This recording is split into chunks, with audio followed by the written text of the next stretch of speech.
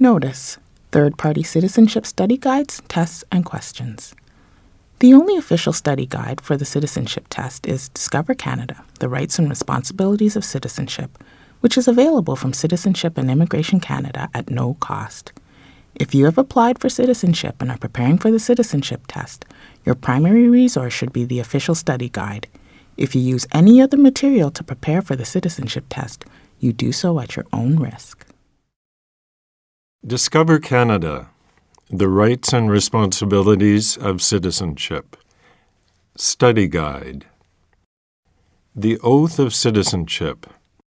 I swear, or affirm, that I will be faithful and bear true allegiance to Her Majesty Queen Elizabeth II, Queen of Canada, her heirs and successors, and that I will faithfully observe the laws of Canada and fulfill my duties as a Canadian citizen.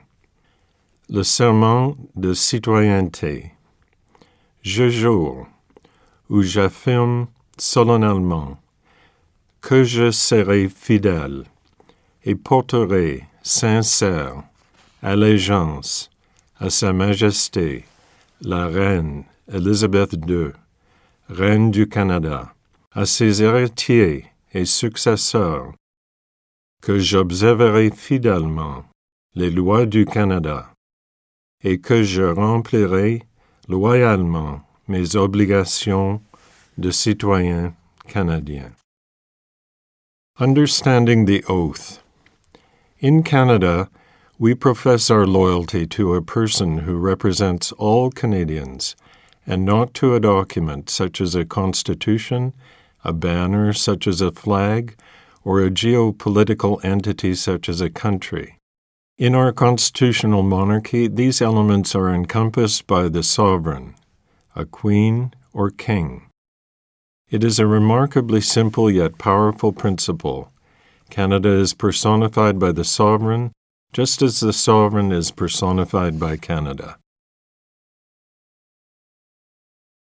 Message to our readers.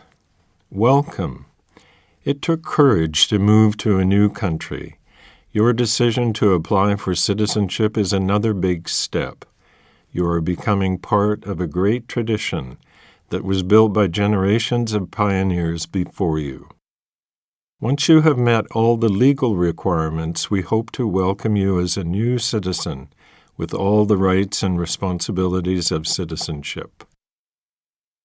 Canada has welcomed generations of newcomers to our shores to help us build a free, law-abiding, and prosperous society. For 400 years, settlers and immigrants have contributed to the diversity and richness of our country, which is built on a proud history and a strong identity. Canada is a constitutional monarchy, a parliamentary democracy, and a federal state. Canadians are bound together by a shared commitment to the rule of law and to the institutions of parliamentary government. Canadians take pride in their identity and have made sacrifices to defend their way of life. By coming to Canada and taking this important step towards Canadian citizenship, you are helping to write the continuing story of Canada. Immigrants between the ages of 18 and 54 must have adequate knowledge of English or French in order to become Canadian citizens. You must also learn about voting procedures, Canada's history, symbols, democratic institutions, geography, and the rights and responsibilities of citizenship. Canadian citizens enjoy many rights, but Canadians also have responsibilities. They must obey Canada's laws and respect the rights and freedoms of others. This guide will help you prepare to become a Canadian citizen. Good luck. For information about Citizenship and Immigration Canada, visit our website at www.cic.gc.ca.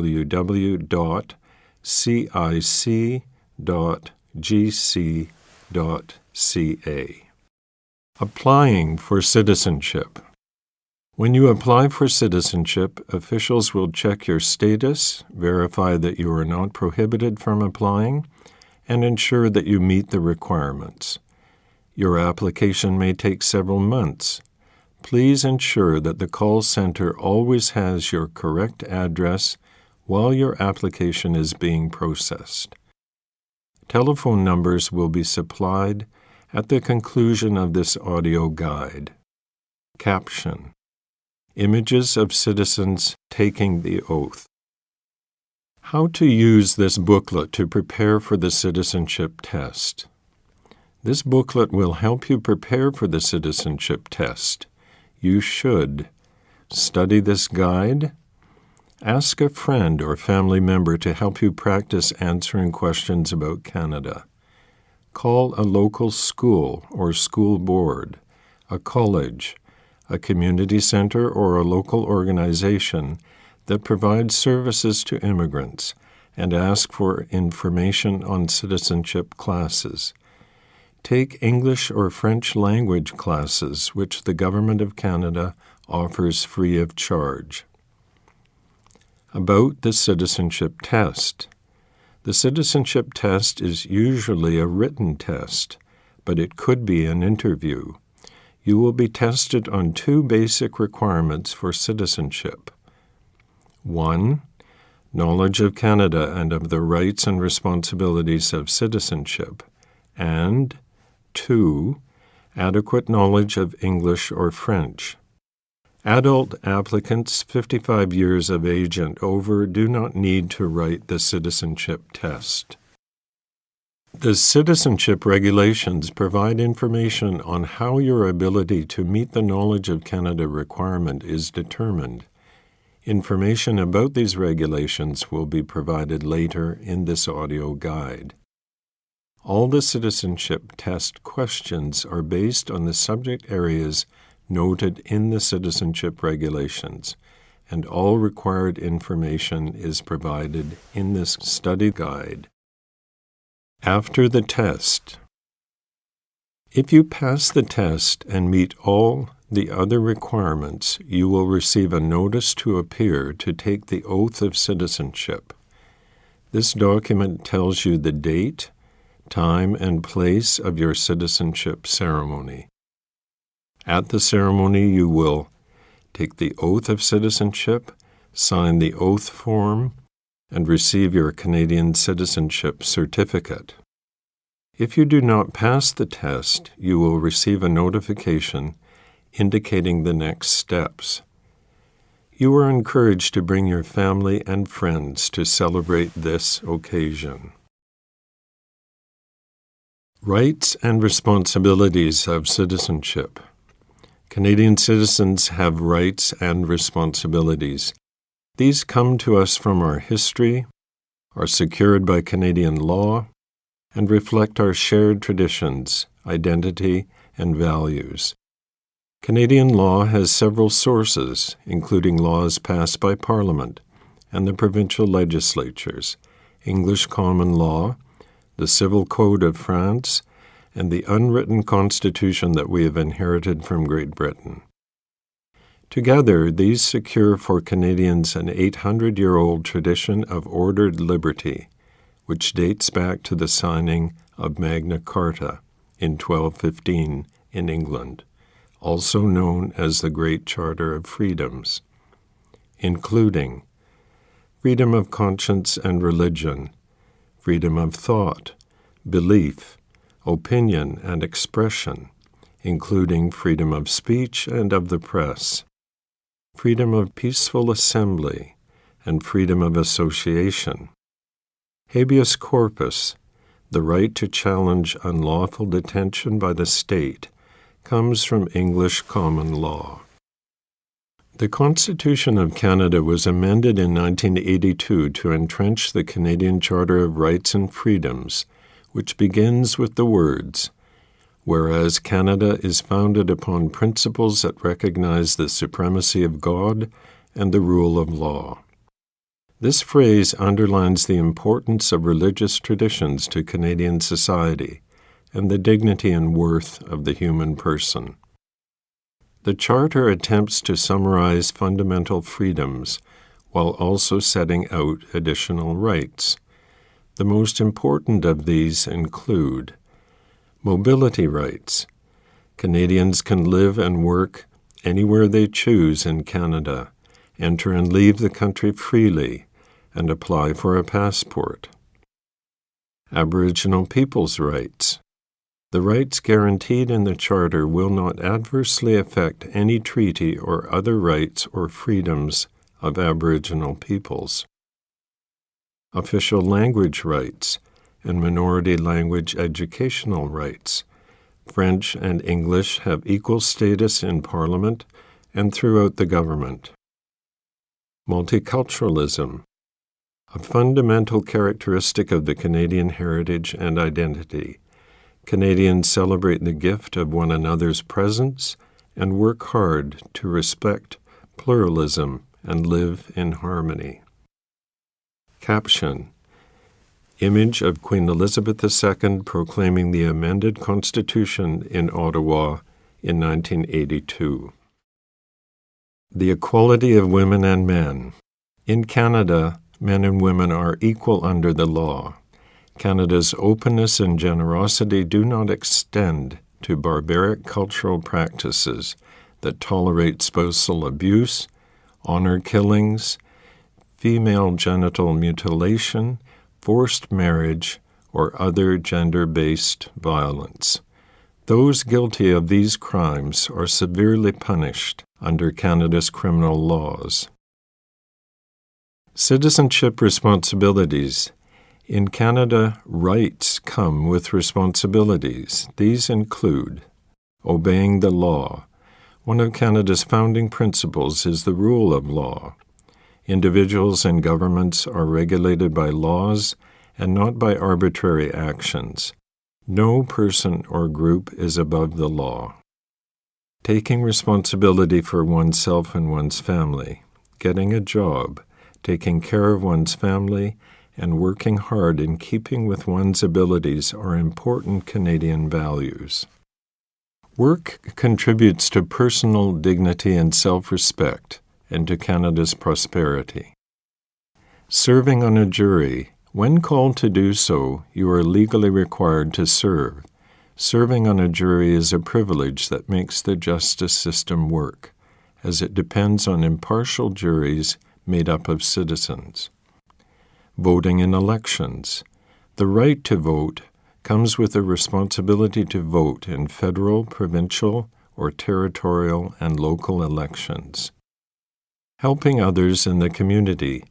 Millions of volunteers freely donate their time to help others without pay by helping people in need, assisting at your child's school, volunteering at a food bank or other charity, or encouraging newcomers to integrate. Volunteering is an excellent way to gain useful skills and develop friends and contacts. Protecting and enjoying our heritage and environment. Every citizen has a role to play in avoiding waste and pollution while protecting Canada's natural, cultural, and architectural heritage for future generations. Defending Canada. There is no compulsory military service in Canada. However, serving in the regular Canadian Forces, Navy, Army, and Air Force is a noble way to contribute to Canada and an excellent career choice. More information can be obtained online from the Canadian Forces website at www.forces.ca. You can serve in your local part-time Navy, militia, and air reserves and gain valuable experience, skills, and contacts. Young people can learn discipline, responsibility, and skills by getting involved in the cadets. More information can be obtained online from the Canadian Cadet Organization's website at www.cadets.ca. You may also serve in the Coast Guard or emergency services in your community, such as a police force or fire department, By helping to protect your community, you follow in the footsteps of Canadians before you who made sacrifices in the service of our country. Who we are. Canada is known around the world as a strong and free country. Canadians are proud of their unique identity. We have inherited the oldest continuous constitutional tradition in the world. We are the only constitutional monarchy in North America. Our institutions uphold a commitment to peace, order, and good government, a key phrase in Canada's original constitutional document in 1867, the British North America Act. A belief in ordered liberty, enterprise, hard work, and fair play have enabled Canadians to build a prosperous society in a rugged environment from our Atlantic shores to the Pacific Ocean and to the Arctic Circle. So much so that poets and songwriters have hailed Canada as the Great Dominion. To understand what it means to be Canadian, it is important to know about our three founding peoples, Aboriginal, French, and British. Caption: Images of a Métis man from Alberta, of a Cree dancer, of Inuit children in Iqaluit, Nunavut, and of the Haida artist Bill Reid carving a totem pole. Aboriginal peoples. The ancestors of Aboriginal peoples are believed to have migrated from Asia many thousands of years ago. They were well established here long before explorers from Europe first came to North America. Diverse, vibrant First Nations cultures were rooted in religious beliefs about their relationship to the Creator, the natural environment, and each other. Aboriginal and treaty rights are in the Canadian Constitution. Territorial rights were first guaranteed through the Royal Proclamation of 1763 by King George III and established the basis for negotiating treaties with newcomers, treaties that were not always fully respected. From the 1800s until the 1980s, the federal government placed many Aboriginal children in residential schools to educate and assimilate them into mainstream Canadian culture. The schools were poorly funded and inflicted hardship on the students. Some were physically abused. Aboriginal languages and cultural practices were mostly prohibited. In 2008, Ottawa formally apologized to the former students.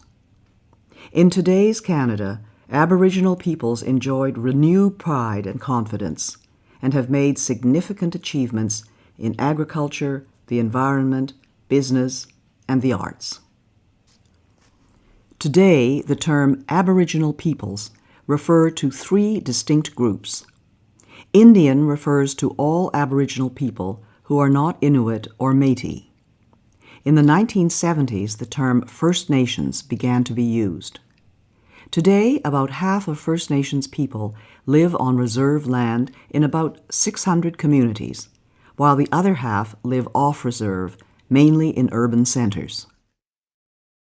The Inuit, which means the people in the Inuktitut language, live in small, scattered communities across the Arctic. Their knowledge of the land, sea, and wildlife enabled them to adapt to one of the harshest environments on Earth. The Métis are a distinct people of mixed Aboriginal and European ancestry, the majority of whom live in the prairie provinces. They come from both French and English-speaking backgrounds and speak their own dialect, Michif. About 65% of the Aboriginal people are First Nations, while 30% are Métis and 4% Inuit. Unity in diversity.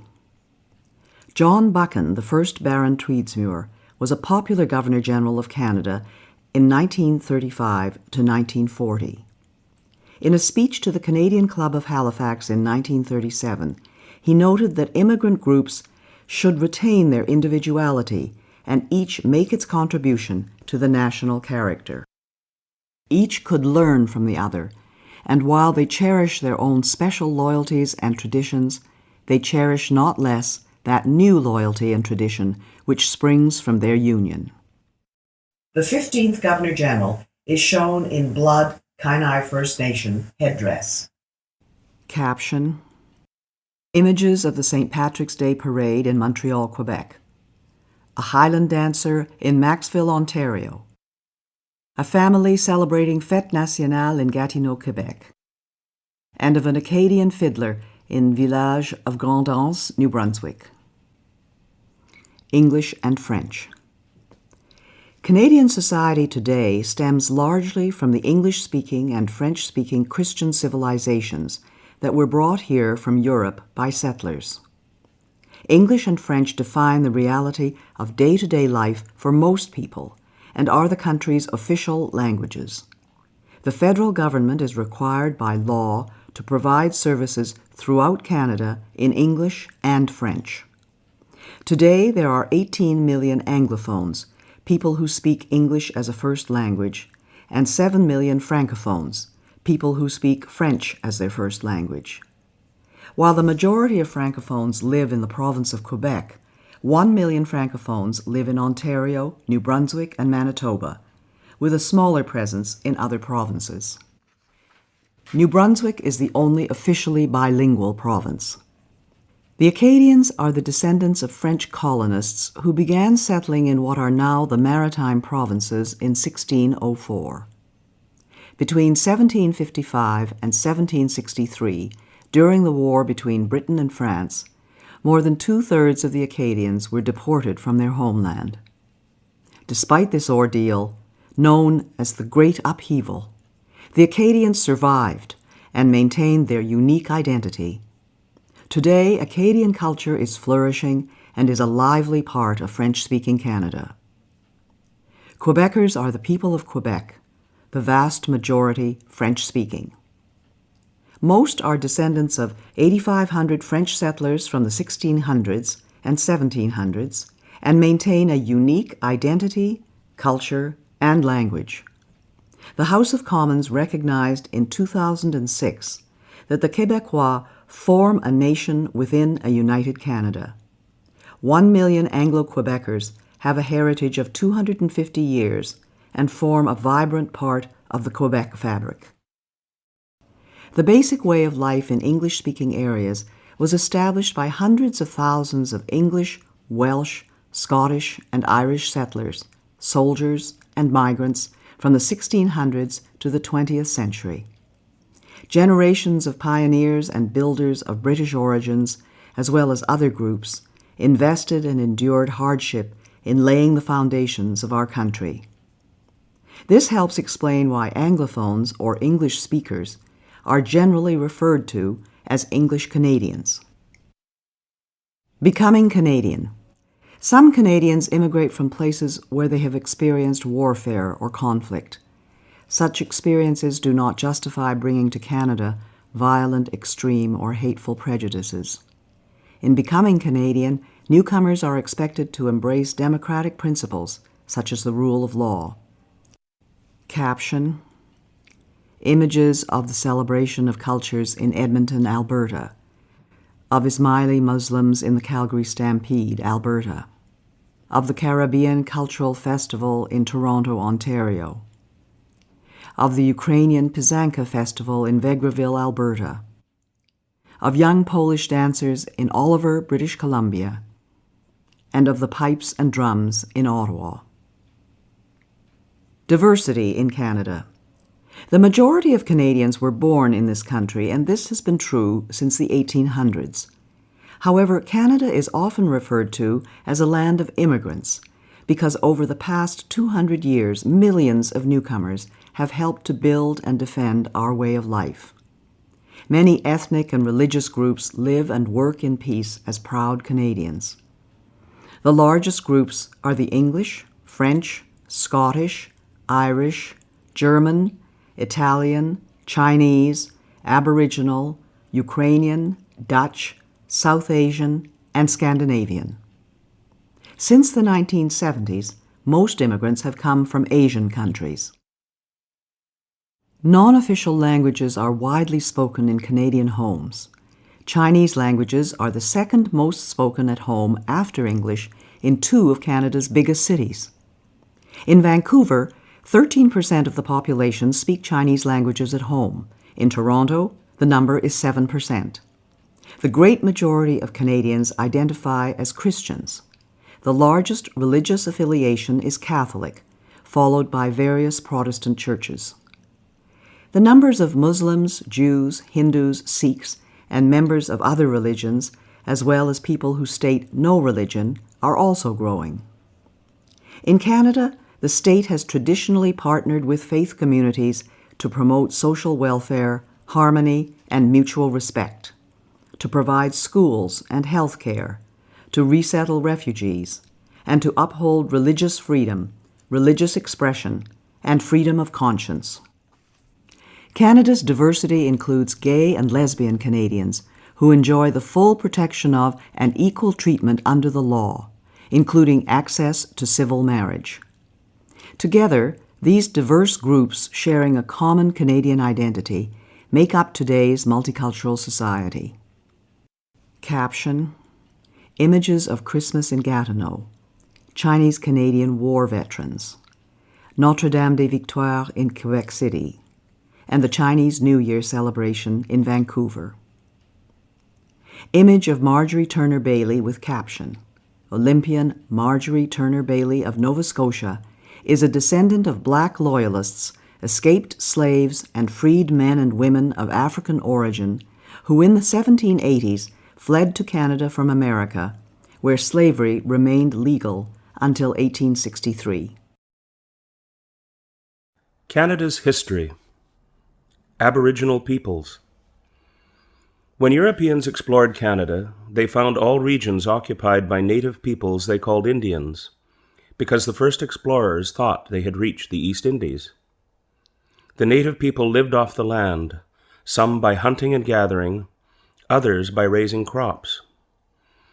The Huron-Wendat of the Great Lake region, like the Iroquois, were farmers and hunters. The Cree and Dene of the Northwest were hunter-gatherers. The Sioux were nomadic, following the bison or buffalo herd. The Inuit lived off Arctic wildlife. West Coast natives preserved fish by drying and smoking.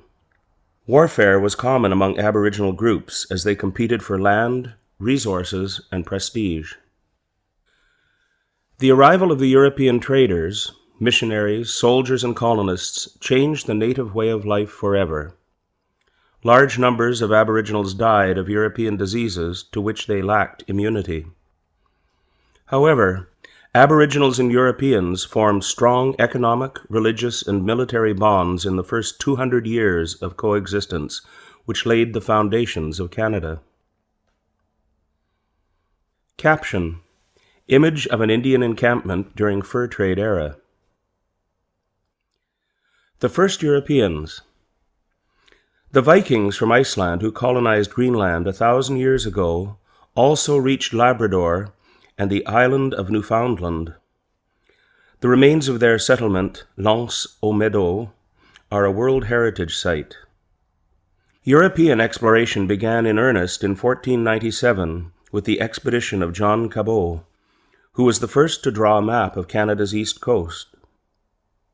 Image of John Cabot with caption: John Cabot, an Italian immigrant to England, was the first to map Canada's Atlantic shore, setting foot on Newfoundland, or Cape Breton Island, in 1497, and claiming the new-found land for England. English settlement did not begin until 1610. Exploring a river, naming Canada. Between 1534 and 1542, Jacques Cartier made 3 voyages across the Atlantic, claiming the land for King Francis I of France. Cartier heard 2 captured guides speak the Iroquoian word Anata, meaning village. By the 1550s, the name of Canada began appearing on maps. Image of Jacques Cartier with caption: Jacques Cartier was the first European to explore the St. Lawrence River and to set eyes on present-day Quebec City and Montreal. Royal New France. In 1604, the first European settlement north of Florida was established by French explorers Pierre de Monts and Samuel de Champlain. First on St. Croix Island in present-day Maine, then at Port Royal in Acadia, present-day Nova Scotia. In 1608, Champlain built a fortress at what is now Quebec City. The colonists struggled against a harsh climate. Champlain allied the colony with the Algonquin, Montagnais, and Huron, historic enemies of the Iroquois, a confederation of 5, later 6, First Nations who battled with the French settlements for a century.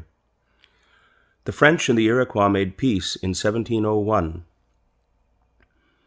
The French and Aboriginal people collaborated in the vast fur trade economy driven by the demand for beaver pelts in Europe. Outstanding leaders like Jean Talon, Bishop Laval, and Count Frontenac built a French empire in North America that reached from Hudson Bay to the Gulf of Mexico. Image of Count Frontenac with caption.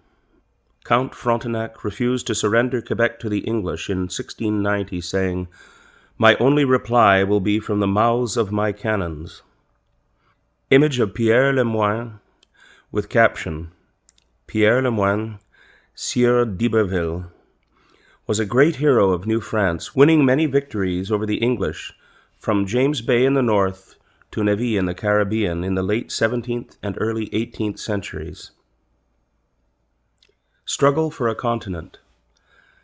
In 1670, King Charles II of England granted the Hudson's Bay Company exclusive trading rights over the watershed draining into Hudson Bay. For the next 100 years, the company competed with Montreal-based traders. The skilled and courageous men who traveled by canoe were called voyageurs and coureurs des bois, and formed strong alliances with First Nations. English colonies along the Atlantic seaboard dating from the early 1600s eventually became richer and more populous than New France. In the 1700s, France and Great Britain battled for control of North America. In 1759, the British defeated the French in the Battle of the Plains of Abraham at Quebec City, marking the end of France's empire in America. The commanders of both armies, Brigadier James Wolfe and the Marquis de Montcalm, were killed leading their troops in battle. The province of Quebec. Following the war, Great Britain renamed the colony the Province of Quebec. The French-speaking Catholic people known as habitants or Canadiens strove to preserve their way of life in the English-speaking Protestant-ruled British Empire. A tradition of accommodation.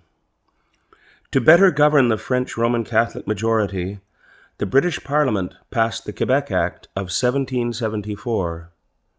One of the constitutional foundations of Canada, the Quebec Act, accommodated the principles of British institutions to the reality of the province.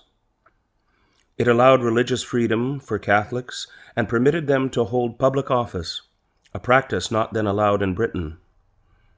The Quebec Act restored French civil law while maintaining British criminal law. Image of Sir Guy Carleton with caption. Sir Guy Carleton, also called Lord Dorchester, as governor of Quebec, defended the rights of the Canadiens, defeated an American military invasion of Quebec in 1775, and supervised the Loyalist migration to Nova Scotia and Quebec in 1782 and 83. United Empire Loyalists. In 1776, the 13 British colonies to the south of Quebec declared independence and formed the United States. North America was again divided by war. More than 40,000 people loyal to the Crown, called Loyalists, fled the oppression of the American Revolution to settle in Nova Scotia and Quebec. Joseph Brant led thousands of Loyalist Mohawk Indians into Canada. The Loyalists came from Dutch, German, British, Scandinavian, Aboriginal, and other origins, and from Presbyterian, Anglican, Baptist, Methodist, Jewish, Quaker, and Catholic religious backgrounds. About 3,000 black Loyalists, freedmen, and slaves came north seeking a better life. In turn, in 1792, some black Nova Scotians who were given poor land moved on to establish Freetown, Sierra Leone, West Africa, a new British colony for freed slaves. The beginnings of democracy. Democratic institutions developed gradually and peacefully. The first representative assembly was elected in Halifax, Nova Scotia in 1758. Prince Edward Island followed in 1773, New Brunswick in 1785. The Constitutional Act of 1791 divided the province of Quebec into Upper Canada, later Ontario, which was mainly Loyalist, Protestant and English-speaking, and Lower Canada, later Quebec, heavily Catholic and French-speaking. The Act also granted to the Canadas, for the first time, legislative assemblies elected by the people. The name Canada also became official at this time and has been used ever since. The Atlantic colonies and the two Canadas were known collectively as British North America. Image of the Assembly of Lower Canada with caption. The first elected Assembly of Lower Canada in Quebec City debates whether to use both French and English. January the 21st, 1793. Abolition of slavery. Slavery has existed all over the world, from Asia, Africa, and the Middle East to the Americas. The first movement to abolish the transatlantic slave trade emerged in the British Parliament in the late 1700s. In 1793, Upper Canada, led by Lieutenant Governor John Graves Simcoe, a Loyalist military officer, became the first province in the Empire to move toward abolition. In 1807, the British Parliament prohibited the buying and selling of slaves, and in 1833 abolished slavery throughout the Empire. Thousands of slaves escaped from the United States, followed the North Star, and settled in Canada via the Underground Railroad, a Christian anti-slavery network. Image of Lieutenant Colonel John Graves Simcoe with caption. Lieutenant Colonel John Graves Simcoe was Upper Canada's first lieutenant governor and founder of the city of York, now Toronto. Simcoe also made Upper Canada the first province in the British Empire to abolish slavery. Image of Marianne Shad Carey with caption. Marianne Shad Carey was an outspoken activist in the movement to abolish slavery in the USA. In 1853, she became the first woman publisher in Canada, helping to found and edit the Provincial Freeman, a weekly newspaper dedicated to anti-slavery, black immigration to Canada, temperance, urging people to drink less alcohol, and upholding British rule. A growing economy. The first companies in Canada were formed during the French and British regimes and competed for the fur trade. The Hudson's Bay Company, with French, British, and Aboriginal employees, came to dominate the trade in the Northwest, from Fort Garry, now Winnipeg, and Fort Edmonton, to Fort Langley near Vancouver and Fort Victoria, trading posts that later became cities. The first financial institutions opened in the late 18th and early 19th centuries. The Montreal Stock Exchange opened in 1832. For centuries, Canada's economy was based mainly on farming and on exporting natural resources such as fur, fish, and timber, transported by roads, lakes, rivers, and canals. The War of 1812. The Fight for Canada. After the defeat of Napoleon Bonaparte's fleet in the Battle of Trafalgar in 1805, the Royal Navy ruled the waves. The British Empire, which included Canada, fought to resist Bonaparte's bid to dominate Europe. This led to American resentment at British interference with their shipping. Believing it would be easy to conquer Canada, the United States launched an invasion in June 1812. The Americans were mistaken. Canadian volunteers and First Nations, including Shawnee, led by Chief Tecumseh, supported British soldiers in Canada's defense. In July, Major General Sir Isaac Brock captured Detroit but was killed while defending against an American attack at Queenston Heights near Niagara Falls, a battle the Americans lost. In 1813, Lieutenant Colonel Charles de Salaberry and 460 soldiers, mostly French Canadiens, turned back 4,000 American invaders at Châteauguay, south of Montreal. In 1813, the Americans burned Government House and the Parliament buildings in York, now Toronto. In retaliation, in 1814, Major General Robert Ross led an expedition from Nova Scotia that burned down the White House and other public buildings in Washington, D.C. Ross died in battle soon afterwards and was buried in Halifax with full military honors. By 1814, the American attempt to conquer Canada had failed. The British paid for a costly Canadian defense system, including the citadels at Halifax and Quebec City, the naval dry dock at Halifax and Fort Henry at Kingston, today popular historic sites. The present-day Canada-USA border is partly an outcome of the War of 1812, which ensured that Canada would remain independent of the United States. Image of a Royal Navy frigate with caption, HMS Shannon, a Royal Navy frigate, leads the captured USS Chesapeake into Halifax Harbor, 1813. There were also naval battles on the Great Lakes. Image of Brock and Tecumseh with caption, Major General Sir Isaac Brock and Chief Tecumseh. Together, British troops, First Nations, and Canadian volunteers defeated an American invasion in 1812 to 1814.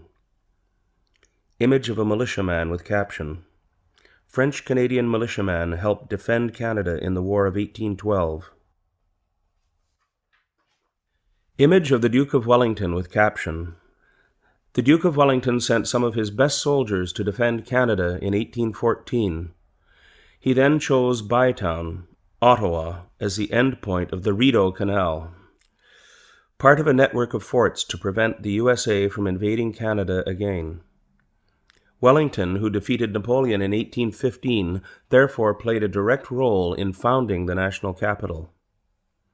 Image of Laura Secord with caption, In 1813, Laura Secord, pioneer wife and mother of 5 children, made a dangerous 19-mile or 30-kilometer journey on foot to warn Lieutenant James Fitzgibbon of a planned American attack. Her bravery contributed to victory at the Battle of Beaver Dams. She is recognized as a heroine to this day. Rebellions of 1837-1838. In the 1830s, reformers in Upper and Lower Canada believed that progress toward full democracy was too slow. Some believed Canada should adopt American Republican values or even try to join the United States. When armed rebellions occurred in 1837-1838 in the area outside Montreal and in Toronto, the rebels did not have enough public support to succeed. They were defeated by British troops and Canadian volunteers. A number of rebels were hanged or exiled. Some exiles later returned to Canada. Lord Durham, an English reformer sent to report on the rebellions, recommended that Upper and Lower Canada be merged and given responsible government. This meant that the ministers of the Crown must have the support of a majority of the elected representatives in order to govern. Controversially, Lord Durham also said that the quickest way for the Canadiens to achieve progress was to assimilate into English-speaking Protestant culture. This recommendation demonstrated a complete lack of understanding of French Canadians, who sought to uphold the distinct identity of French Canada. Some reformers, including Sir Etienne Paschal-Taché and Sir Georges-Étienne Cartier, later became fathers of Confederation, as did a former member of the voluntary government militia in Upper Canada, Sir John A. Macdonald. Responsible government. In 1840, Upper and Lower Canada were united as the province of Canada. Reformers such as Sir Louis Hippolyte Lafontaine and Robert Baldwin, in parallel with Joseph Howe in Nova Scotia, worked with British governors toward responsible government. The first British North American colony to attain full responsible government was Nova Scotia in 1847 to 1848. In 1848 and 1849, the Governor of United Canada, Lord Elgin, with encouragement from London, introduced responsible government. This is the system that we have today. If the government loses a confidence vote in the Assembly, it must resign. La Fontaine, a champion of democracy and French language rights, became the first leader of a responsible government in the Canadas. Image of Sir Louis Hippolyte La Fontaine with caption, Sir Louis Hippolyte La Fontaine, a champion of French language rights, became the first head of a responsible government, similar to a prime minister, in Canada in 1849. Confederation. From 1864 to 1867, representatives of Nova Scotia, New Brunswick, and the province of Canada, with British support, worked together to establish a new country. These men are known as the Fathers of Confederation. They created two levels of government, federal and provincial. The old province of Canada was split into two new provinces, Ontario and Quebec, which together with New Brunswick and Nova Scotia formed the new country called the Dominion of Canada. Each province would elect its own legislature and have control of such areas as education and health. The British Parliament passed the British North America Act in 1867. The Dominion of Canada was officially born on July 1, 1867. Until 1982, July 1st was celebrated as Dominion Day to commemorate the day that Canada became a self-governing dominion. Today, it is officially known as Canada Day. Image of the Fathers of Confederation with caption, The Fathers of Confederation established the Dominion of Canada on July 1, 1867, the birth of the country that we know today. Image of Dominion of Canada $1 bill with caption, Dominion of Canada $1 bill, 1923, showing King George V, who assigned Canada's national colors, white and red, in 1921, the colors of our national flag today. Dominion from sea to sea. Sir Leonard Tilley, an elected official and father of Confederation from New Brunswick, suggested the term Dominion of Canada in 1864. He was inspired by Psalm 72 in the Bible, which refers to dominion from sea to sea and from the river to the ends of the earth. This phrase embodied the vision of building a powerful, united, wealthy, and free country that spanned a continent. The title was written into the Constitution, was used officially for about 100 years, and remains part of our heritage today. Expansion of the Dominion. The following list identifies when the provinces and territories became part of Canada. 1867, Ontario, Quebec, Nova Scotia, and New Brunswick. 1870, Manitoba and the Northwest Territories. 1871, British Columbia. 1873, Prince Edward Island. 1880, the Arctic Islands were transferred to the Northwest Territories. 1898, the Yukon Territory. 1905, Alberta and Saskatchewan. 1949, Newfoundland and Labrador. 1999, Nunavut. Did you know? In the 1920s, some believed that the British West Indies, British territories in the Caribbean Sea, should become part of Canada. This did not occur, though Canada and Commonwealth Caribbean countries and territories enjoy close ties today. Canada's first Prime Minister. In 1867, Sir John Alexander Macdonald, a father of Confederation, became Canada's first Prime Minister. Born in Scotland on January 11, 1815, he came to Upper Canada as a child. He was a lawyer in Kingston, Ontario, a gifted politician, and a colorful personality. Parliament has recognized January the 11th as Sir John A. Macdonald Day. His portrait is on the $10 bill. Caption: Image of Sir John Macdonald. Sir George Etienne Cartier was the key architect of Confederation from Quebec. A railway lawyer, Montrealer, close ally of Macdonald and patriotic Canadien, Cartier led Quebec into Confederation and helped negotiate the entry of the Northwest Territories, Manitoba, and British Columbia into Canada. Challenge in the West. When Canada took over the vast Northwest region from the Hudson's Bay Company in 1869, the 12,000 Métis of the Red River were not consulted. In response, Louis Riel led an armed uprising and seized Fort Garry, the territorial capital. Canada's future was in jeopardy. How could the Dominion reach from sea to sea if it could not control the interior? Ottawa sent soldiers to retake Fort Garry in 1870. Riel fled to the United States, and Canada established a new province, Manitoba. Riel was elected to Parliament, but never took his seat.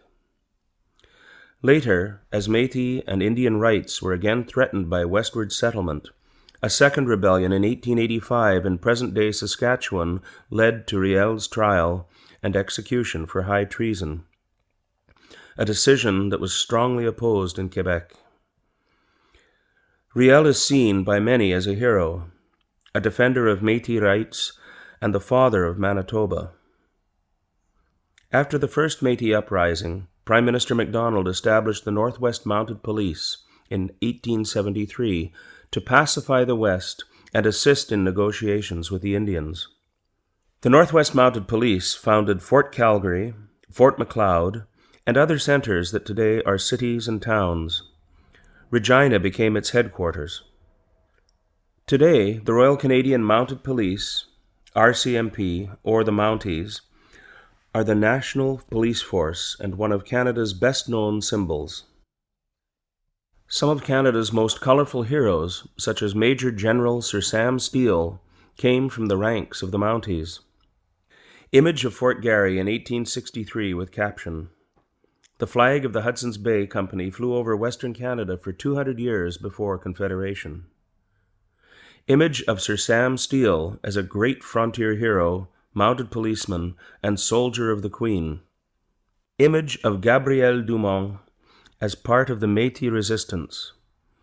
Gabriel Dumont was the Métis' greatest military leader. A railway from sea to sea. British Columbia joined Canada in 1871 after Ottawa promised to build a railway to the west coast. On November 7, 1885, a powerful symbol of unity was completed when Donald Smith, Lord Strathcona, the Scottish-born director of the Canadian Pacific Railway, or CPR, drove the last spike. The project was financed by British and American investors and built by both European and Chinese labor. Afterwards, the Chinese were subject to discrimination, including the head tax, a race-based entry fee.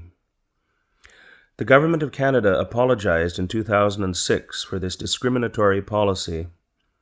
After many years of heroic work, the CPR's ribbons of steel fulfilled a national dream. Image of a train and crew members with caption: Members of the train crew pose with a westbound Pacific Express at the first crossing of the Illecillewaet River near Glacier in British Columbia in 1886. Image of a Chinese workers' camp on the CPR, Kamloops, in British Columbia in 1886. Moving westward. Canada's economy grew and became more industrialized during the economic boom of the 1890s and early 1900s.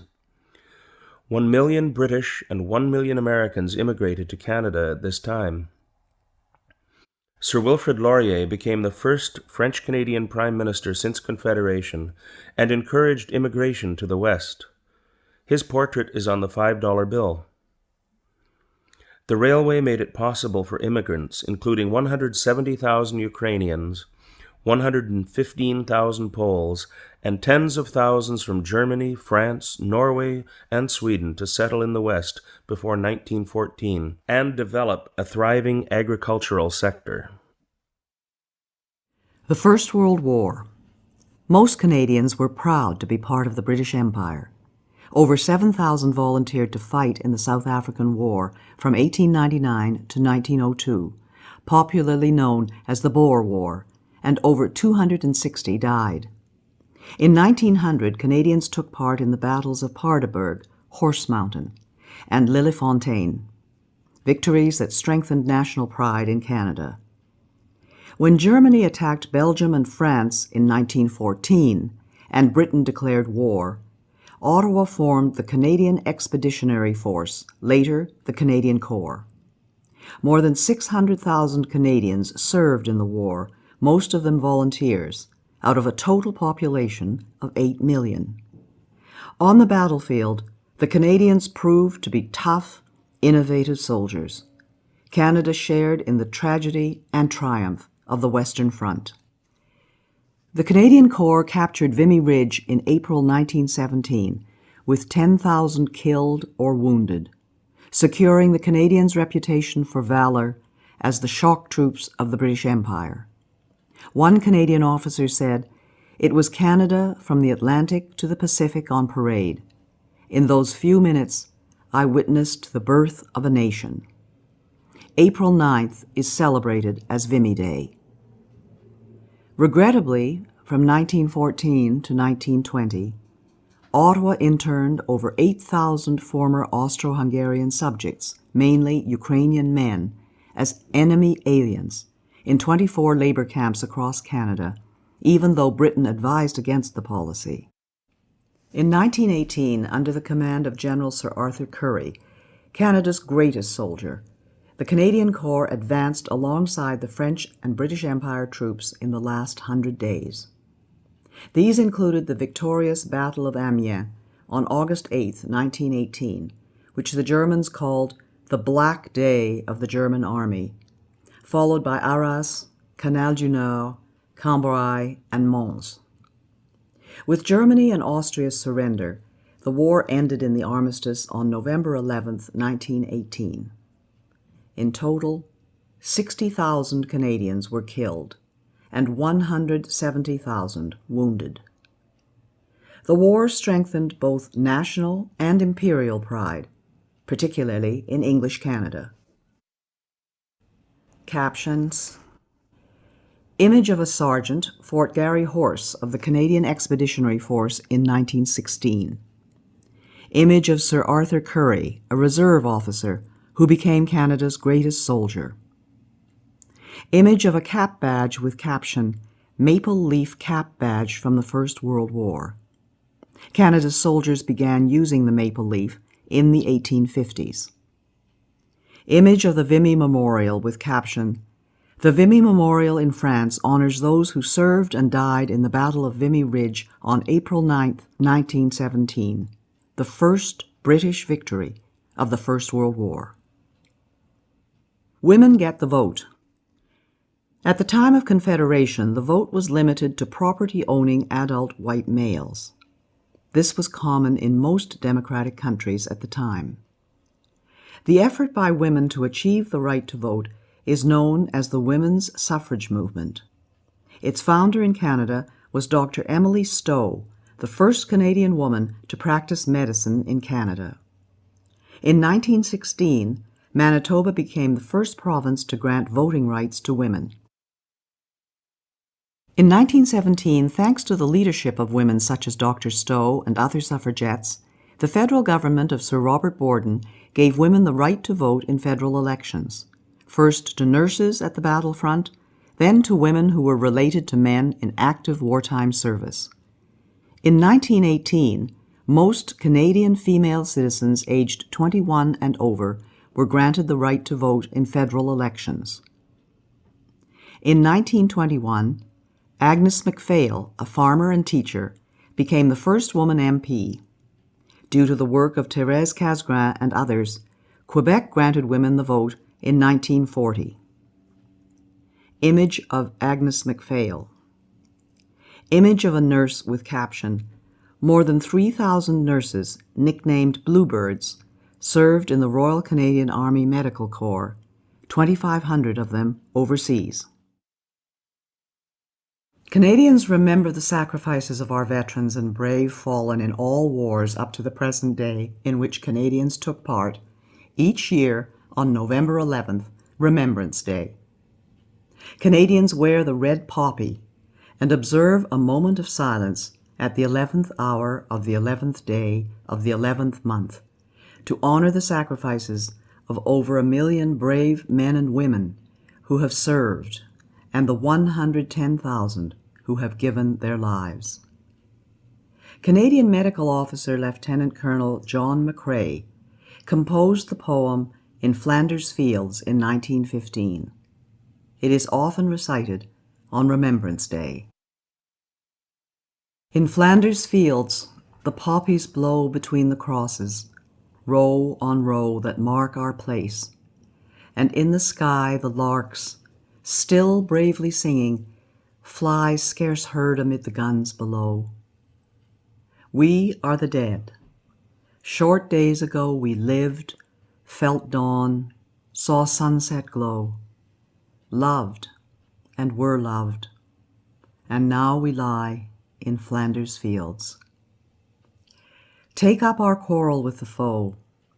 To you from failing hands we throw the torch. Be yours to hold it high. If ye break faith with us who die, we shall not sleep, though poppies grow in Flanders fields. Caption: Images of Canadian soldiers observing Remembrance Day. Of a Remembrance Day poppy. Of a Canadian War veteran. And of scouts holding a Remembrance Day wreath. Between the wars. After the First World War, the British Empire evolved into a free association of states known as the British Commonwealth of Nations. Canada remains a leading member of the Commonwealth to this day, together with other successor states of the Empire such as India, Australia, New Zealand, and several African and Caribbean countries. The Roaring Twenties were boom times with prosperity for businesses and low unemployment. The stock market crash of 1929, however, led to the Great Depression, or the Dirty Thirties.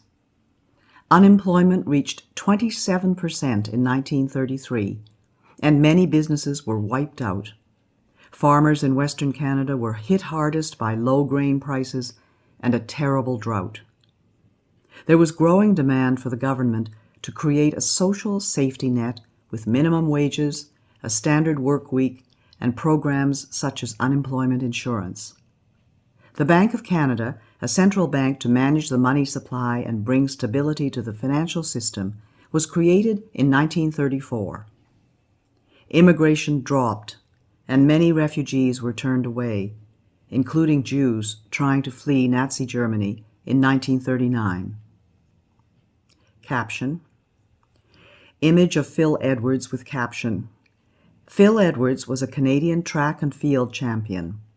Born in British Guyana, he won bronze medals for Canada in the 1928, 1932, and 1936 Olympics, then graduated from McGill University Medical School. He served as a captain in the Canadian Army during the Second World War, and as a Montreal doctor, became an expert in tropical diseases. The D-Day invasion, June 6, 1944. In order to defeat Nazism and fascism, the Allies invaded Nazi-occupied Europe. Canadians took part in the liberation of Italy in 1943 to 1944. In the epic invasion of Normandy in northern France on June 6, 1944, known as D-Day, 15,000 Canadian troops stormed and captured Juno Beach from the German army, a great national achievement.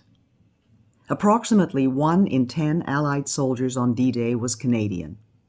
The Canadian Army liberated the Netherlands in 1944 to 1945 and helped force the German surrender of May 8, 1945, bringing to an end 6 years of war in Europe.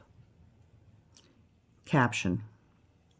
Image of painting by Orville Fisher with caption, "In the Second World War, the Canadians captured Juno Beach as part of the Allied invasion of Normandy on D-Day, June 6, 1944. The Second World War. The Second World War began in 1939 when Adolf Hitler, the National Socialist Nazi dictator of Germany, invaded Poland and conquered much of Europe. Canada joined with its democratic allies in the fight to defeat tyranny by force of arms. More than 1 million Canadians and Newfoundlanders, at that time Newfoundland was a separate British entity, served in the Second World War, out of a population of 11.5 million. This was a high proportion, and of these, 44,000 were killed. The Canadians fought bravely and suffered losses in the unsuccessful defense of Hong Kong in 1941 from attack by Imperial Japan, and in a failed raid on Nazi-controlled Dieppe on the coast of France in 1942. The Royal Canadian Air Force took part in the Battle of Britain and provided a high proportion of Commonwealth aircrew in bombers and fighter planes over Europe. Moreover, Canada contributed more to the Allied air effort than any other Commonwealth country, with over 130,000 Allied aircrew trained in Canada under the British Commonwealth Air Training Plan. The Royal Canadian Navy saw its finest hour in the Battle of the Atlantic, protecting convoys of merchant ships against German submarines. Canada's merchant navy helped to feed, clothe, and resupply Britain. At the end of the Second World War, Canada had the third largest navy in the world. In the Pacific War, Japan invaded the Aleutian Islands, attacked a lighthouse on Vancouver Island, launched fire balloons over BC and the prairies, and grossly maltreated Canadian prisoners of war captured at Hong Kong.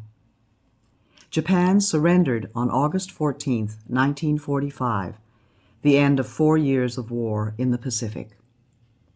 Regrettably, the state of war and public opinion in BC led to the forcible relocation of Canadians of Japanese origin by the federal government and the sale of their property without compensation. This occurred even though the military and the Royal Canadian Mounted Police told Ottawa that they posed little danger to Canada. The Government of Canada apologized in 1988 for wartime wrongs and compensated the victims. Modern Canada. Trade and economic growth. Post-war Canada enjoyed record prosperity and material progress. The world's restrictive trading policies in the Depression era were opened up by such treaties as the General Agreement on Tariffs and Trade, now the World Trade Organization. The discovery of oil in Alberta in 1947 began Canada's modern energy industry. In 1951, for the first time, a majority of Canadians were able to afford adequate food, shelter, and clothing. Between 1945 and 1970, as Canada drew closer to the United States and other trading partners, the country enjoyed one of the strongest economies among industrialized nations. Today, Canadians enjoy one of the world's highest standards of living, maintained by the hard work of Canadians and by trade with other nations, in particular the United States. As prosperity grew, so did the ability to support social assistance programs. The Canada Health Act ensures common elements and a basic standard of coverage. Unemployment insurance, now called employment insurance, was introduced by the federal government in 1940. Old age security was devised as early as 1927, and the Canada and Quebec pension plans in 1965. Publicly funded education is provided by the provinces and territories. Captions. Image of a medical researcher. Image of Toronto with caption, "Toronto's business district is also Canada's financial capital." International engagement. Like Australia, New Zealand, and other countries, Canada developed its autonomy gradually with a capacity to make significant contributions internationally. The Cold War began when several liberated countries of Eastern Europe became part of a communist bloc controlled by the Soviet Union under the dictator Joseph Stalin. Canada joined with other democratic countries of the West to form the North Atlantic Treaty Organization, or NATO, a military alliance, and with the United States in the North American Aerospace Defense Command, or NORAD. Canada joined international organizations such as the United Nations, or UN. It participated in the UN operation defending South Korea in the Korean War in 1950 to 1953, with 500 dead and 1,000 wounded. Canada has taken part in numerous UN peacekeeping missions in places as varied as Egypt, Cyprus, and Haiti, as well as in other international security operations such as those in the former Yugoslavia and Afghanistan. Canada and Quebec. French-Canadian society and culture flourished in the post-war years. Quebec experienced an era of rapid change in the 1960s, known as the Quiet Revolution. Many Quebecers sought to separate from Canada. In 1963, Parliament established the Royal Commission on Bilingualism and Biculturalism. This led to the Official Languages Act of 1969, which guarantees French and English services in the federal government across Canada. In 1970, Canada helped found La Francophonie, an international association of French-speaking countries. The movement for Quebec sovereignty gained strength, but was defeated in a referendum in the province in 1980. After much negotiation, in 1982, the Constitution was amended without the agreement of Quebec. Though sovereignty was again defeated in a second referendum in 1995, the autonomy of Quebec within Canada remains a lively topic, part of the dynamic that continues to shape our country. A changing society. As social values changed over more than 50 years, Canada became a more flexible and open society. Many took advantage of expanding secondary and post-secondary educational opportunities, and a growing number of women entered the professional workforce. Most Canadians of Asian descent had in the past been denied the vote in federal and provincial elections. In 1948, the last of these, the Japanese Canadians, gained the right to vote. Aboriginal people were granted the vote in 1960. Today, every citizen over the age of 18 may vote.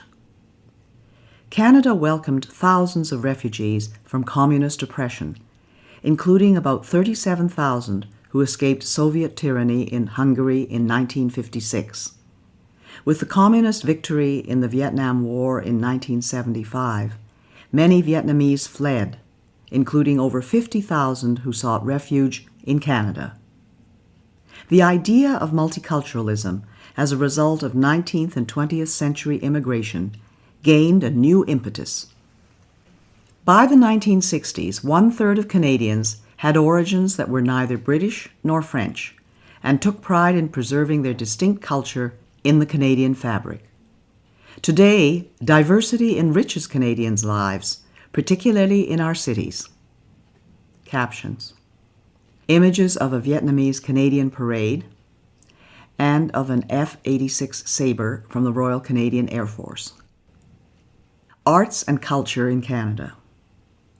Canadian artists have a long history of achievement in which Canadians take pride. Artists from all regions reflect and define our culture and forms of creative expression, and have achieved greatness both at home and abroad. Canadians have made significant contributions to literature in English and in French. Novelists, poets, historians, educators, and musicians have had a significant cultural impact. Men and women of letters included Stephen Leacock, Louis Aymon, Sir Charles G.D. Roberts, Pauline Johnson, Émile Nelligan, Robertson Davies, Margaret Lawrence, and Mordecai Richler. Musicians such as Sir Ernest Macmillan and Healy Willan won renown in Canada and abroad. Writers such as Joy Kagawa, Michael Ondaatje, and Rohinton Mistry have diversified Canada's literary experience. In the visual arts, Canada is historically perhaps best known for the Group of Seven, founded in 1920, who developed a style of painting to capture the rugged wilderness landscapes. Emily Carr painted the forests and Aboriginal artifacts of the West Coast. Les Automatistes of Quebec were pioneers of modern abstract art in the 1950s, most notably Jean-Paul Riopelle. Quebec's Louis-Philippe Hébert was a celebrated sculptor of historical figures. Kainayuk Achivak pioneered modern Inuit art with etchings, prints, and soapstone sculptures. Canada has a long and respected performing arts history, with a network of regional theatres and world-renowned performing arts companies. The films of Denis Arcand have been popular in Quebec and across the country and have won international awards. Other noteworthy Canadian filmmakers include Norman Jewison and Atta Magoyan. Canadian television has had a popular following. Captions: images of Cirque du Soleil and of Tom Thomson's painting The Jack Pine.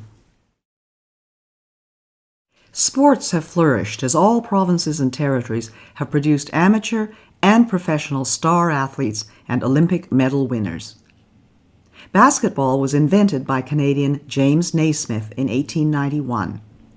Many major league sports boast Canadian talent, and in the national sport of ice hockey, Canadian teams have dominated the world. In 1996, at the Olympic Summer Games, Donovan Bailey became a world record sprinter and double Olympic gold medalist. Chantal Petitclerc became a world champion wheelchair racer and Paralympic gold medalist. One of the greatest hockey players of all time, Wayne Gretzky, played for the Edmonton Oilers from 1979 to 1988. In 1980, Terry Fox, a British Columbian who lost his right leg to cancer at the age of 18, began a cross-country run, the Marathon of Hope, to raise money for cancer research. He became a hero to Canadians. While he did not finish the run and ultimately lost his battle with cancer, his legacy continues through yearly fundraising events in his name. In 1985, fellow British Columbian Rick Hansen circled the globe in a wheelchair to raise funds for spinal cord research. Canadian advances in science and technology are world-renowned and have changed the way the world communicates and does business. Marshall McLuhan and Harold Innis were pioneer thinkers. Science and research in Canada have won international recognition and attracted world-class students, academics, and entrepreneurs engaged in medical research, telecommunications, and other fields. Since 1989, the Canadian Space Agency and Canadian astronauts have participated in space exploration, often using the Canadian-designed and built Canadarm. Gerhard Hertzberg, a refugee from Nazi Germany, John Polanyi, Sidney Altman, Richard E. Taylor, Michael Smith, and Bertram Brockhaus were Nobel Prize-winning scientists. Captions: images of Donovan Bailey, Chantal Petitclerc, Terry Fox, and Wayne Gretzky. Image of Mark Tewksbury with caption, Mark Tewksbury, Olympic gold medalist and prominent activist for gay and lesbian Canadians. Image of Paul Henderson with caption, in 1972, Paul Henderson scored the winning goal for Canada in the Canada-Soviet Summit Series. This goal is often referred to as the goal heard around the world and is still remembered today as an important event in both sports and cultural history. Image of Catriona LeMay Doan with caption, Catriona LeMay Doan carries the flag after winning a gold medal in speed skating at the 2002 Olympic Winter Games. Image of a Canadian football game with caption, Canadian football is a popular game that differs in a number of ways from American football. Professional teams in the Canadian Football League, CFL, compete for the Championship Grey Cup, donated by Lord Grey, the Governor-General, in 1909. Great Canadian discoveries and inventions. Canadians have made various discoveries and inventions. Some of the most famous are listed below. Alexander Graham Bell hit on the idea of the telephone at his summer house in Canada. Joseph Armand Bombardier invented the snowmobile, a lightweight winter vehicle. Sir Sandford Fleming invented the worldwide system of standard time zones. Matthew Evans and Henry Woodward together invented the first electric light bulb and later sold the patent to Thomas Edison, who more famously commercialized the light bulb. Reginald Fessenden contributed to the invention of radio, sending the first wireless voice message in the world. Dr. Wilder Penfield was a pioneering brain surgeon at McGill University in Montreal and was known as the greatest living Canadian. Dr. John A. Hopps invented the first cardiac pacemaker, used today to save the lives of people with heart disorders. Spar Aerospace and the National Research Council invented the Canadarm, a robotic arm used in outer space. Mike Lazaradis and Jim Balsillie of Research in Motion, a wireless communications company known for its most famous invention, the BlackBerry. Caption: Image of Canadian scientific innovation at work with Canadarm2. Image of Sir Frederick Banting with caption: Sir Frederick Banting of Toronto and Charles Best discovered insulin, a hormone to treat diabetes that has saved 16 million lives worldwide. Want to learn more about Canada's history? Visit a museum or national historic site. Through artifacts, works of art, stories, images, and documents, museums explore the diverse events and accomplishments that formed Canada's history. Museums can be found in almost every city and town across Canada. National historic sites are located in all provinces and territories and include such diverse places as battlefields, archaeological sites, buildings, and sacred spaces.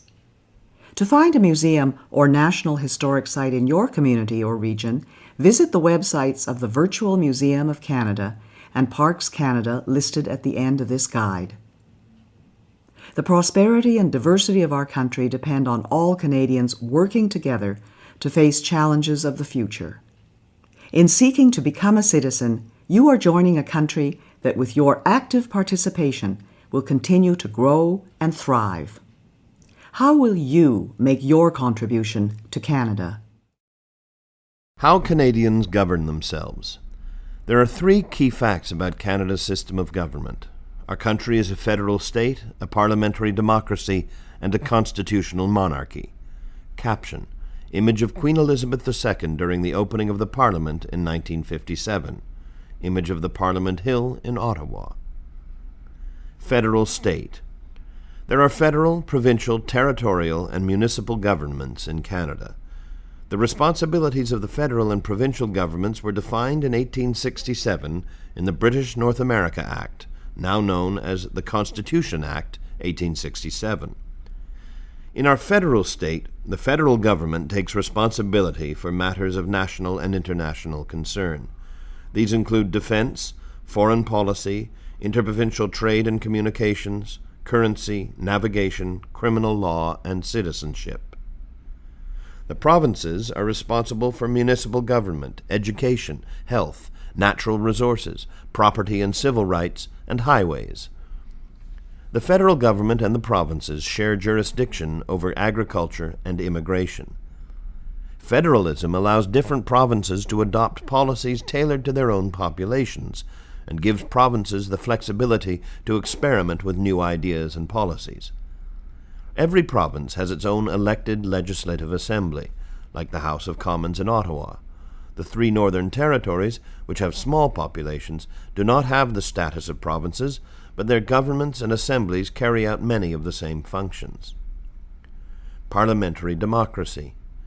In Canada's parliamentary democracy, the people elect members to the House of Commons in Ottawa and to the provincial and territorial legislatures. These representatives are responsible for passing laws, approving and monitoring expenditures, and keeping the government accountable. Cabinet ministers are responsible to the elected representatives, which means they must retain the confidence of the House and have to resign if they are defeated in a non-confidence vote. Parliament has 3 parts: the sovereign, a queen or king, the Senate, and the House of Commons. Provincial legislatures comprise the lieutenant governor and the elected assembly. In the federal government, the Prime Minister selects the cabinet ministers and is responsible for the operations and policy of the government. The House of Commons is the representative chamber made up of members of Parliament elected by the people, traditionally every 4 years. Senators are appointed by the Governor-General on the advice of the Prime Minister and serve until age 75. Both the House of Commons and the Senate consider and review bills, which are proposals for new laws. No bill can become law in Canada until it has been passed by both chambers and has received royal assent, granted by the Governor-General on behalf of the sovereign. Living in a democracy, Canadian citizens have the right and the responsibility to participate in making decisions that affect them. It is important for Canadians aged 18 or more to participate in their democracy by voting in federal, provincial, or territorial and municipal elections. The following are the steps for the legislative process in Canada, or how a bill becomes law. Step 1 is called first reading. The bill is considered read for the first time and is printed. Step 2 is called second reading. In this step, members debate the bill's principle. Step 3 is the committee stage. At this stage, committee members study the bill clause by clause. Step 4 is the report stage. At this stage, members can make other amendments to the bill. Step 5 is called the third reading. At this stage, members debate and vote on the bill. Step 6 is the Senate stage. The bill will follow a similar process in the Senate. Step 7 is called royal assent. The bill receives royal assent after being passed by both houses. Constitutional monarchy. As a constitutional monarchy, Canada's head of state is a hereditary sovereign, a queen or king, who reigns in accordance with the Constitution, the rule of law. The sovereign is a part of Parliament, playing an important non-partisan role as the focus of citizenship and allegiance, most visibly during royal visits to Canada. Her Majesty is a symbol of Canadian sovereignty, a guardian of constitutional freedoms, and a reflection of our history. The royal family's example of lifelong service to the community is an encouragement for citizens to give their best to their country. As head of the Commonwealth, the sovereign links Canada to 53 other nations that cooperate to advance social, economic, and cultural progress. Other constitutional monarchies include Denmark, Norway, Sweden, Australia, New Zealand, the Netherlands, Spain, Thailand, Japan, Jordan, and Morocco. There is a clear distinction in Canada between the head of state, the sovereign, and the head of government, the Prime Minister, who actually directs the governing of the country. The sovereign is represented in Canada by the Governor-General, who is appointed by the sovereign on the advice of the Prime Minister, usually for 5 years. In each of the 10 provinces, the sovereign is represented by the Lieutenant Governor, who is appointed by the Governor-General on the advice of the Prime Minister, also normally for 5 years. The interplay between the 3 branches of governments, the executive, legislative, and judicial, which work together but also sometimes in creative tension, helps to secure the rights and freedoms of Canadians. Each provincial and territorial government has an elected legislature where provincial and territorial laws are passed. Depending on the province or territory, the members of the legislature are called members of the Legislative Assembly, or MLAs, members of the National Assembly, or MNAs, members of the Provincial Parliament, or MPPs, or members of the House of Assembly, or MHAs. In each province, the Premier has a role similar to that of the Prime Minister in the federal government, just as the Lieutenant Governor has a role similar to that of the Governor-General. In the three territories, the Commissioner represents the federal government and plays a ceremonial role. Caption: Image of the Governor-General David Johnston, Canada's 28th Governor-General since the Confederation. Canada's system of government. Parliament is comprised of three elements: the Sovereign, who is represented in Canada by the Governor-General, the Senate, which is appointed on the Prime Minister's recommendation, and the House of Commons, which is elected by voters. The three branches of government are the executive branch, the legislative branch, and the judicial branch. The executive branch consists of the Prime Minister and the Cabinet. The legislative branch consists of the Parliament. The judicial branch consists of the different levels of courts in Canada. At the highest level, there is the Supreme Court of Canada, which consists of 9 judges that are appointed by the Governor-General. The Federal Court of Canada and the provincial courts are also part of the judiciary. Federal elections. Canadians vote in elections for the people they want to represent them in the House of Commons. In each election, voters may re-elect the same members of the House of Commons or choose new ones. Members of the House of Commons are also known as Members of Parliament, or MPs. Under legislation passed by Parliament, federal elections must be held on the third Monday in October every 4 years following the most recent general election. The Prime Minister may ask the Governor-General to call an earlier election. Canada is divided into 308 electoral districts, also known as ridings or constituencies. An electoral district is a geographical area represented by a Member of Parliament, or MP. The citizens in each electoral district elect one MP who sits in the House of Commons to represent them, as well as all Canadians. Canadian citizens who are 18 years old or older may run in a federal election. The people who run for office are called candidates. There can be many candidates in an electoral district. The people in each electoral district vote for the candidate and political party of their choice. The candidate who receives the most votes becomes the MP for that electoral district. Voting. One of the privileges of Canadian citizenship is the right to vote. You are eligible to vote in a federal election or cast a ballot in a federal referendum if you are a Canadian citizen and at least 18 years old on voting day and on the voters list. The voters list used during federal elections and referendums are produced from the National Register of Electors by a neutral agency of Parliament called Elections Canada. This is a permanent database of Canadian citizens 18 years of age or older who are qualified to vote in federal elections and referendums. Once an election has been called, Elections Canada mails a voter information card to each elector whose name is in the National Register of Electors. The card lists when and where you vote and the number to call if you require an interpreter or other special services. Even if you choose not to be listed in the National Register of Electors or do not receive a voter information card, you can still be added to the voters list at any time, including on Election Day. To vote either on Election Day or at advance polls, go to the polling station listed on your voter information card. Caption: Image of the House of Commons chamber.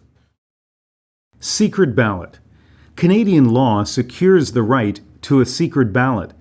This means that no one can watch you vote, and no one should look at how you voted. You may choose to discuss how you voted with others, but no one, including family members, your employer, or union representative, has the right to insist that you tell them how you voted. Immediately after the polling stations close, election officers count the ballots, and the results are announced on radio and television and in the newspapers. After an election. Ordinarily, after an election, the leader of the political party with the most seats in the House of Commons is invited by the Governor-General to form the government. After being appointed by the Governor-General, the leader of this party becomes the Prime Minister. If the party in power holds at least half of the seats in the House of Commons, this is called a majority government. If the party in power holds less than half of the seats in the House of Commons, this is called a minority government. The Prime Minister and the party in power run the government as long as they have the support or confidence of the majority of the MPs. When the House of Commons votes on a major issue such as the budget, this is considered a matter of confidence. If a majority of the members of the House of Commons vote against a major government decision, the party in power is defeated, which usually results in the Prime Minister asking the Governor-General, on behalf of the sovereign, to call an election. The Prime Minister chooses the ministers of the Crown, most of them from among members of the House of Commons. Cabinet ministers are responsible for running the federal government departments. The Prime Minister and the Cabinet ministers are called the Cabinet, and they make important decisions about how the country is governed. They prepare the budget and propose most new laws. Their decisions can be questioned by all members of the House of Commons. The opposition party, with the most members of the House of Commons, is the official opposition, or Her Majesty's loyal opposition.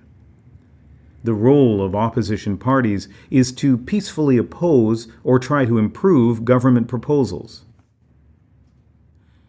There are three major political parties currently represented in the House of Commons: the Conservative Party, Liberal Party, and New Democratic Party. Caption: Image of the House of Commons in session. Voting procedures during an election period. The following provides more information about voting in Canada. The Voter Information Card. Electors whose information is in the National Register of Electors will receive a Voter Information Card. This confirms that your name is on the voters list and states when and where you vote. If you do not receive a Voter Information Card, call your local elections office to ensure that you are on the voters list. If you do not have the number, call Elections Canada in Ottawa at 1-800-463-6868. If you cannot or do not wish to vote on Election Day, you can vote at the advance polls or by special ballot. The dates and location are on your voter information card. On Election Day, go to your polling station. The location is on your voter information card. Bring this card and proof of your identity and address to the polling station. To mark your ballot, mark an X in the circle next to the name of the candidate of your choice. Your vote is secret. You will be invited to go behind the screen to mark your ballot. Once marked, fold it and present it to the poll officials. At the ballot box, the poll official will tear off the ballot number and give your ballot back to you to deposit in the ballot box. When the polls close, every ballot is counted and the results are made public. You can see the results on television or on the Elections Canada website, www.elections.ca. Other levels of government in Canada. Local or municipal government plays an important role in the lives of our citizens. Municipal governments usually have a council that passes laws, called bylaws, that affect only the local community. The council usually includes a mayor or a reeve and councillors or aldermen. Municipalities are normally responsible for urban or regional planning, streets and roads, sanitation, such as garbage removal, snow removal, firefighting, ambulance, and other emergency services, recreation facilities, public transit, and some local health and social services. Most major urban centers have municipal police forces. Provincial, territorial, and municipal elections are held by secret ballot, but the rules are not the same as those for federal elections. It is important to find out the rules for voting in provincial, territorial, and local elections so that you can exercise your right to vote. The First Nations have band chiefs and councillors who have major responsibilities on First Nations reserves, including housing, schools, and other services. There is a number of provincial, regional, and national Aboriginal organizations that are a voice for First Nations, Métis, and Inuit people in their relationships with the federal, provincial, and territorial governments. The following information will help you understand the differences between federal, provincial, and territorial and municipal levels of government. At the federal government level, the elected officials are called Members of Parliament, or MPs. Some responsibilities at this level of government include national defense, foreign policy, citizenship, policing, international trade, criminal justice, Aboriginal affairs, immigration, agriculture, environment. Of these examples, immigration, agriculture, and the environment are shared responsibilities with the provincial or territorial level of government. At the provincial or territorial government level, the elected officials are called one of the following titles, depending on the province or territory: members of the Legislative Assembly, or MLAs, members of the National Assembly, or MNAs, members of the Provincial Parliament, or MPPs, or members of the House of Assembly, or MHAs. Some responsibilities at this level of government include education, healthcare, natural resources, highways, policing in Ontario and Quebec, property, and civil rights. At the municipal or local government level, the elected officials are called councillors or aldermen, and the senior elected official is called a mayor or reeve. Some responsibilities at this level of government include social and community health, recycling programs, transportation and utilities, snow removal, policing, firefighting, emergency services. Caption: Image of the Provincial Assembly in Charlottetown, Prince Edward Island. How much do you know about your government? The following are some questions that you can use to test your knowledge about your government. At the federal government level, who is Canada's head of state? What is the name of the representative of the Queen of Canada, the Governor-General? What is the name of the Prime Minister, the head of government? What is the name of the political party in power? What is the name of the leader of the opposition?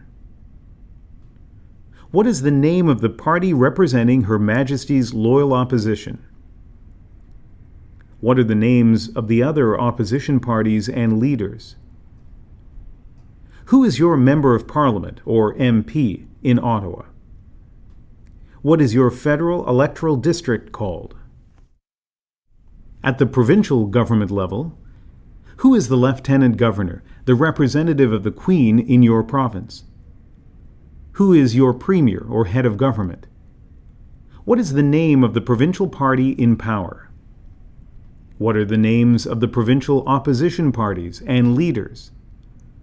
Who is your provincial representative? At the territorial government level, what is the name of the commissioner who represents the federal government in your territory? What is the name of the premier? What is the name of your territorial representative? At the municipal government level, what is the name of the municipality where you live? Who is the head of the municipal government, mayor or reeve? Caption: Image of the Quebec City Hall, constructed in 1895 to 1896. The justice system. The Canadian justice system guarantees everyone due process under the law. Our judicial system is founded on the presumption of innocence in criminal matters, meaning everyone is innocent until proven guilty. Canada's legal system is based on a heritage that includes the rule of law, freedom under the law, democratic principles, and due process. Due process is the principle that the government must respect all of the legal rights a person is entitled to under the law. Canada is governed by an organized system of laws. These laws are the written rules intended to guide people in our society. They are made by elected representatives.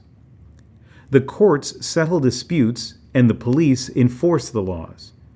The law in Canada applies to everyone, including judges, politicians, and the police. Our laws are intended to provide order in society and a peaceful way to settle disputes and to express the values and beliefs of Canadians. Caption: Image of the scales of justice from the Vancouver Law Courts, with the caption, "The blindfolded Lady Justice symbolizes the impartial manner in which our laws are administered, blind to all considerations but the facts." Caption: Image of a border guard with a sniffer dog inspecting the trunk of a car at the Canada-US border. Courts. The Supreme Court of Canada is our country's highest court. The Federal Court of Canada deals with matters concerning the federal government. In most provinces, there is an appeal court and a trial court, sometimes called the Court of Queen's Bench or the Supreme Court. There are also provincial courts for lesser offenses, family courts, traffic courts, and small claims courts for civil cases involving small sums of money. Police. The police are there to keep people safe and to enforce the law. You can ask the police for help in all kinds of situations. If there's been an accident, if someone has stolen something from you, if you're a victim of assault, if you see a crime taking place, or if someone you know has gone missing. There are different types of police in Canada. There are provincial police forces in Ontario and Quebec, and municipal police departments in all provinces. The Royal Canadian Mounted Police, or RCMP, enforce federal laws throughout Canada and serve as the provincial police in all provinces and territories except Ontario and Quebec, as well as in some municipalities. Remember, the police are there to help you. You can also question the police about their service or conduct if you feel you need to.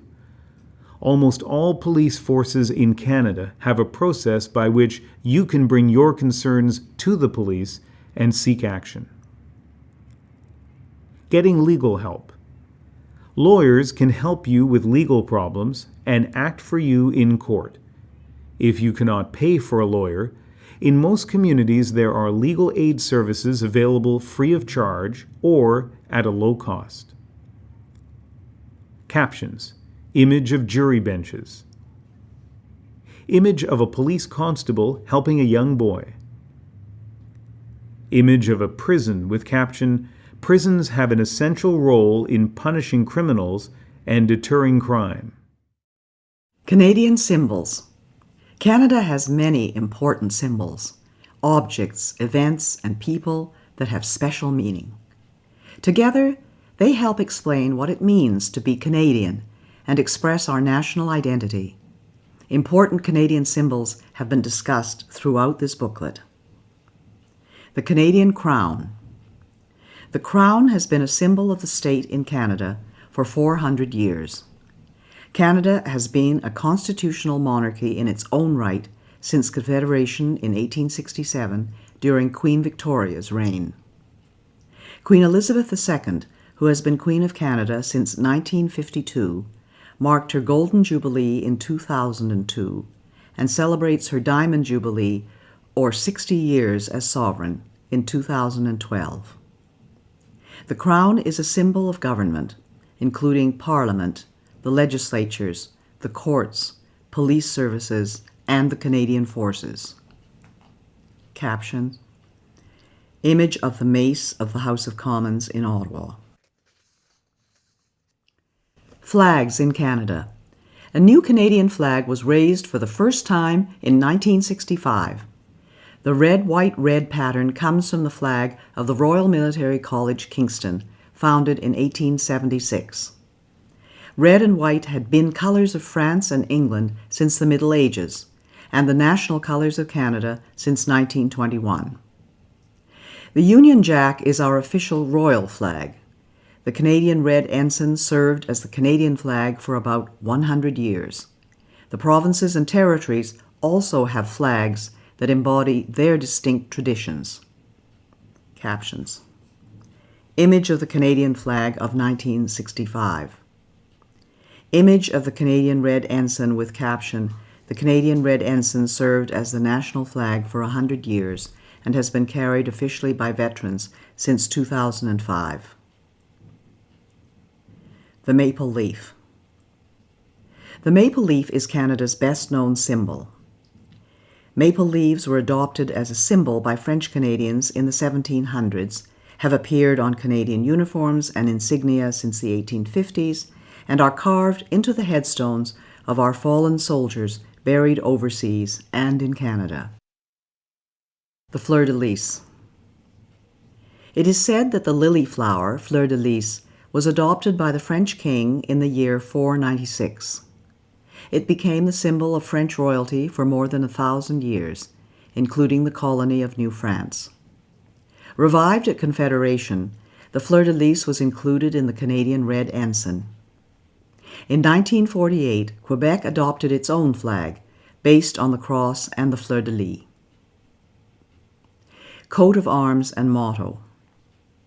As an expression of national pride after the First World War, Canada adopted an official coat of arms and a national motto, A mare usquad mare, which in Latin means from sea to sea. The arms contain symbols of England, France, Scotland, and Ireland, as well as red maple leaves. Today, the arms can be seen on dollar bills, government documents, and public buildings. Caption. Image of the Royal Arms of Canada and of the Parliament. Image of the snowbirds with caption, "The snowbirds are a Canadian icon." The image shows 431 Air Demonstration Squadron. Parliament buildings. The towers, arches, sculptures, and stained glass of the Parliament buildings embody the French, English, and Aboriginal traditions and the Gothic Revival architecture popular in the time of Queen Victoria. The buildings were completed in the 1860s. The center block was destroyed by an accidental fire in 1916 and rebuilt in 1922.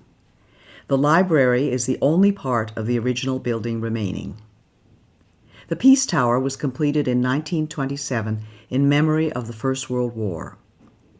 The memorial chamber within the tower contains the Books of Remembrance, in which are written the names of soldiers, sailors, and airmen who died serving Canada in wars or while on duty.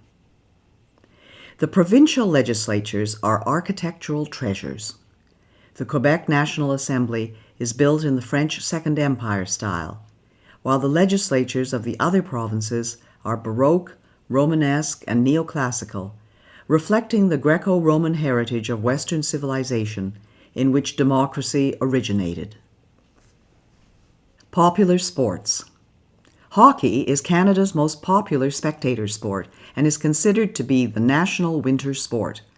Ice hockey was developed in Canada in the 1800s. The National Hockey League plays for the Championship Stanley Cup, donated by Lord Stanley, the Governor-General, in 1892. The Clarkson Cup, established in 2005 by Adrian Clarkson, the 26th Governor-General and the first of Asian origin, is awarded for women's hockey.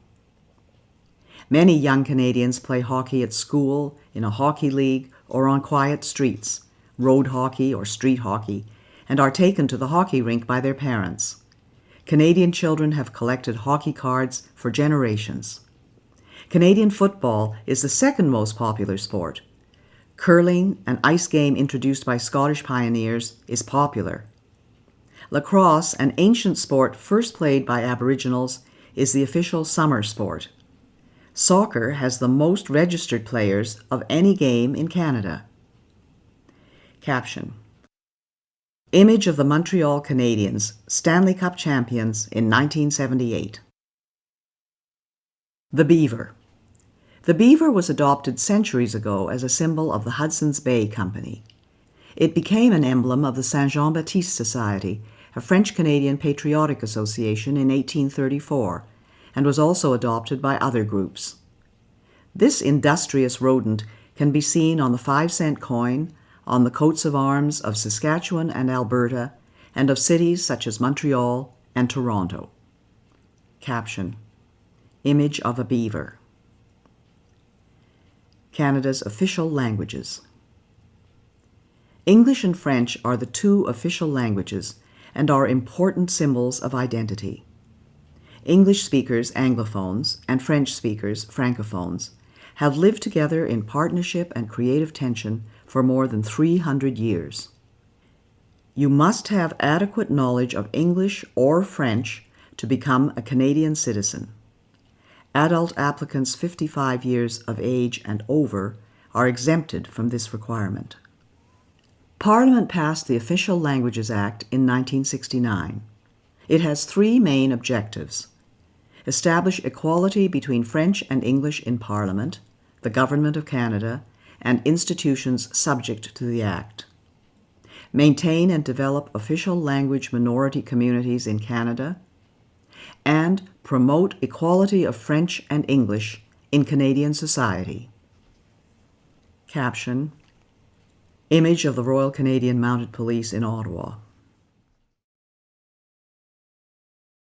National Anthem.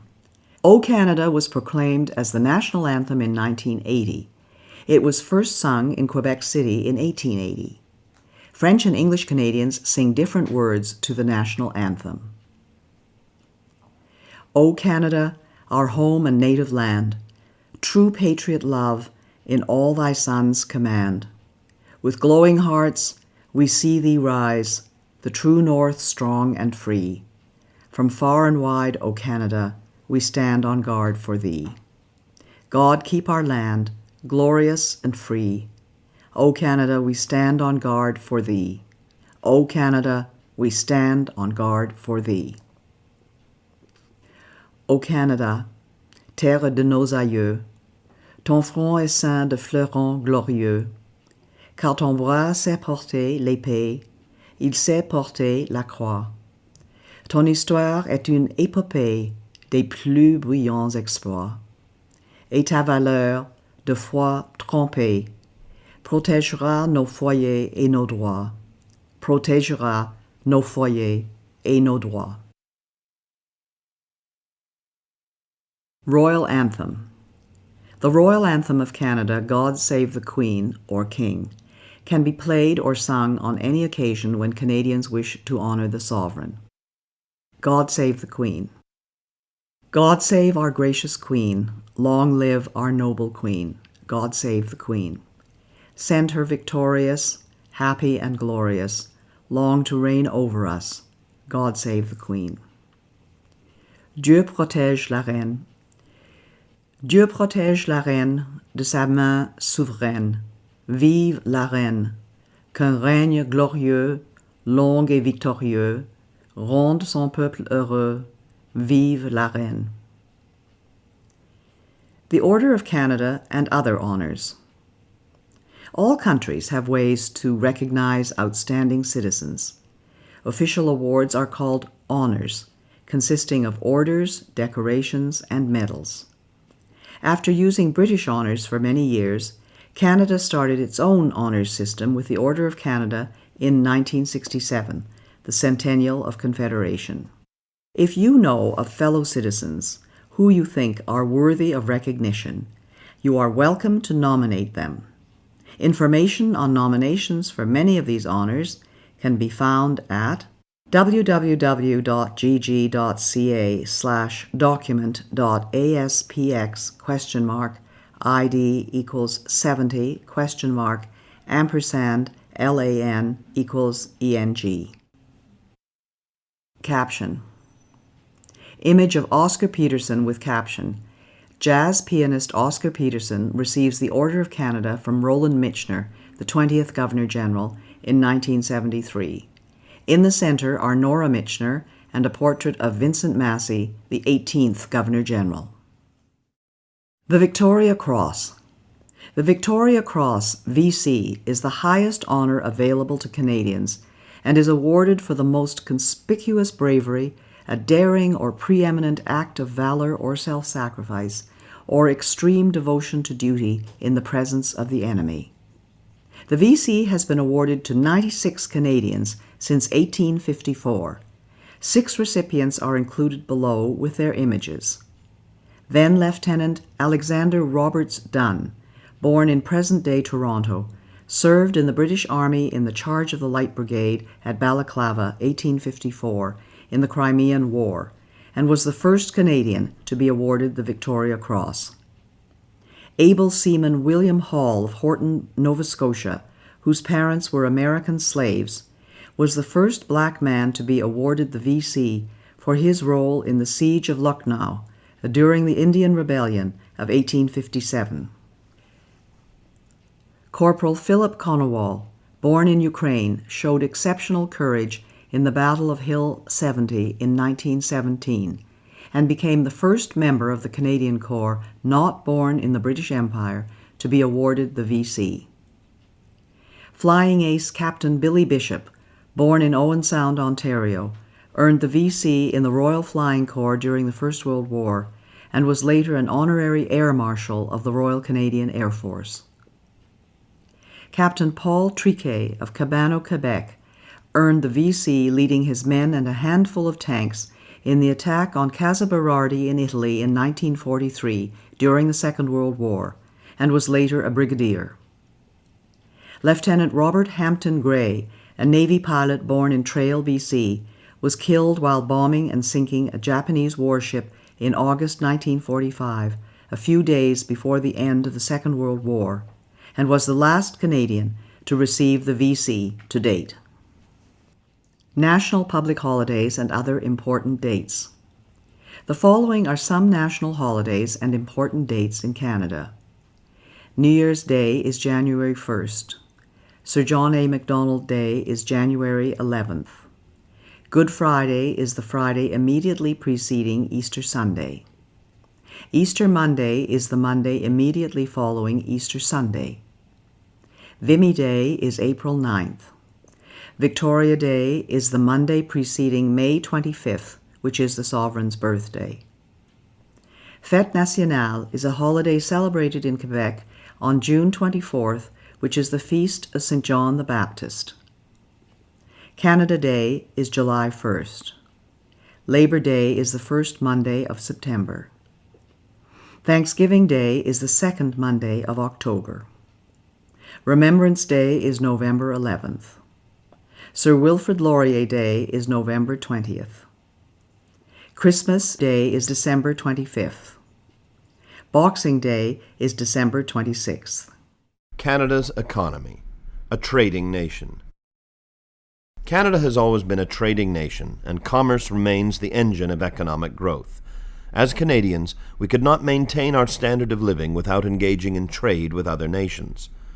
In 1988, Canada enacted free trade with the United States. Mexico became a partner in 1994 in the broader North American Free Trade Agreement, NAFTA, with over 444 million people and over $1 trillion in merchandise trade in 2008. Today, Canada has one of the 10 largest economies in the world and is part of the G8 group of leading industrialized countries, with the United States, Germany, the United Kingdom, Italy, France, Japan, and Russia. Canada's economy includes 3 main types of industries. Service industries provide thousands of different jobs in areas like transportation, education, healthcare, construction, banking, communications, retail services, tourism, and government.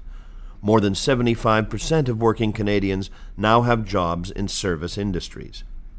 Manufacturing industries make products to sell in Canada and around the world. Manufactured products include paper, high-technology equipment, aerospace technology, automobiles, machinery, food, clothing, and many other goods. Our largest international trading partner is the United States. Natural resources industries include forestry, fishing, agriculture, mining, and energy. These industries have played an important part in the country's history and development. Today, the economy of many areas of the country still depends on developing natural resources, and a large percentage of Canada's exports are natural resources commodities. Caption: Images of a lumber truck, of oil pump jacks in Alberta, of Atlantic lobster, and of a hydroelectric dam on the Saguenay River, Quebec. Canada enjoys close relations with the United States, and each is the other's largest trading partner. Over 3/4 of Canadian exports are destined for the USA. In fact, we have the biggest bilateral trading relationship in the world. Integrated Canada-USA supply chains compete with the rest of the world. Canada exports billions of dollars worth of energy products, industrial goods, machinery, equipment, automotive, agricultural, fishing and forestry products, and consumer goods every year. Millions of Canadians and Americans cross every year and in safety what is traditionally known as the world's longest undefended border. At Blaine, in the state of Washington, the Peace Arch, inscribed with the words, "Children of a common mother" and "Brethren dwelling together in unity," symbolizes our close ties and common interests.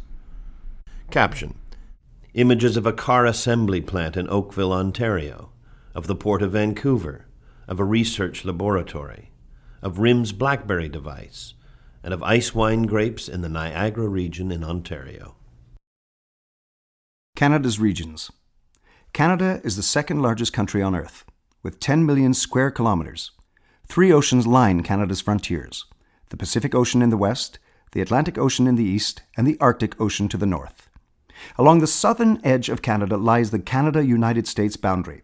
Both Canada and the USA are committed to a safe, secure, and efficient frontier. The regions of Canada.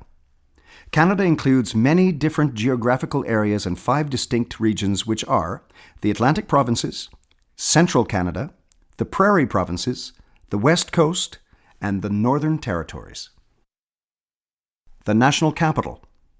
Ottawa, located on the Ottawa River, was chosen as the capital in 1857 by Queen Victoria, the great-great-grandmother of Queen Elizabeth II.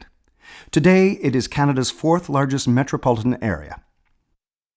The National Capital Region, 4,700 square kilometers surrounding Ottawa, preserves and enhances the area's built heritage and natural environment.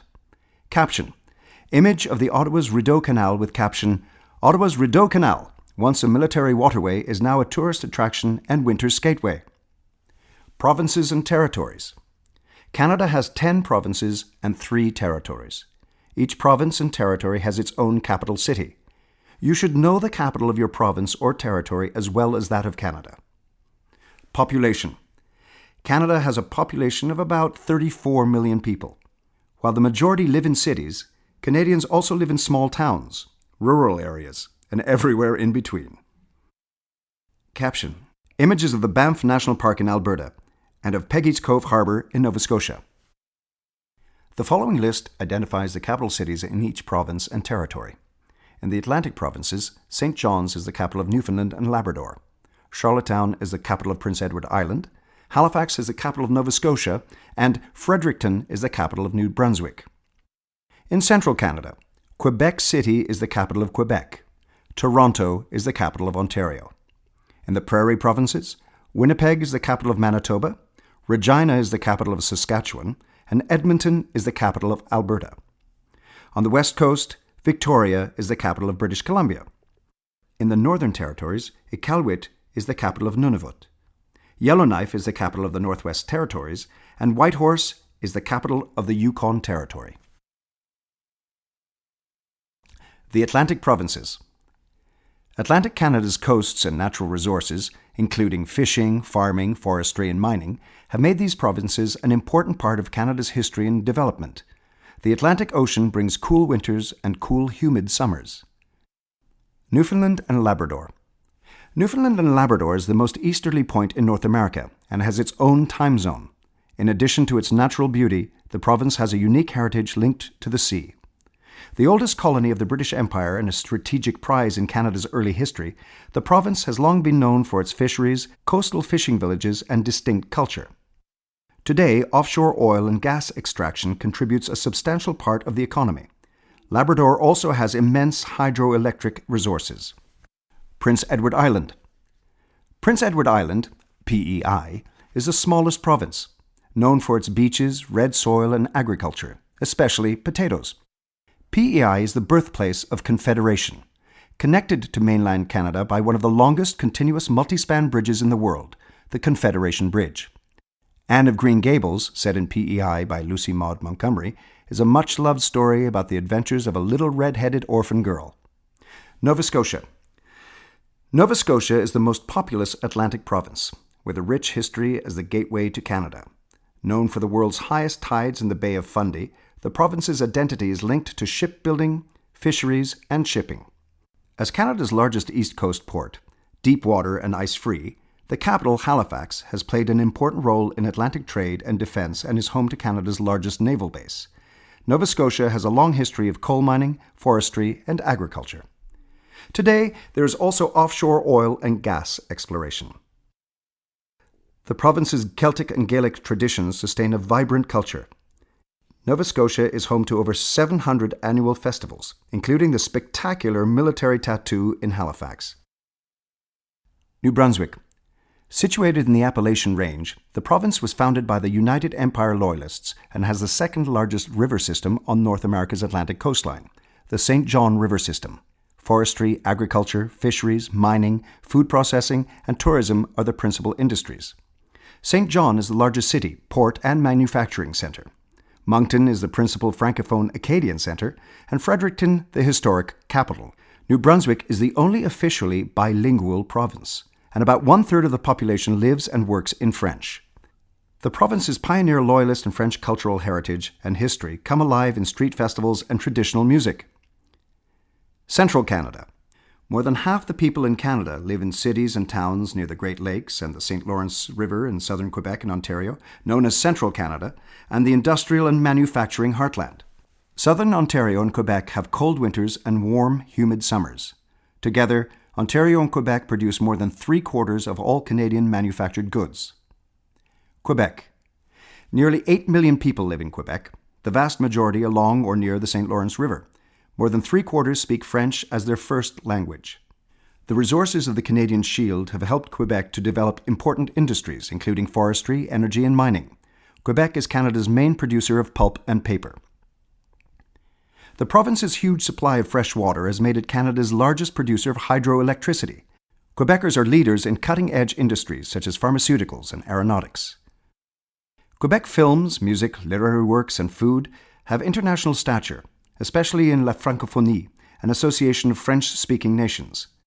Montreal, Canada's second-largest city and the second-largest mainly French-speaking city in the world after Paris, is famous for its cultural diversity.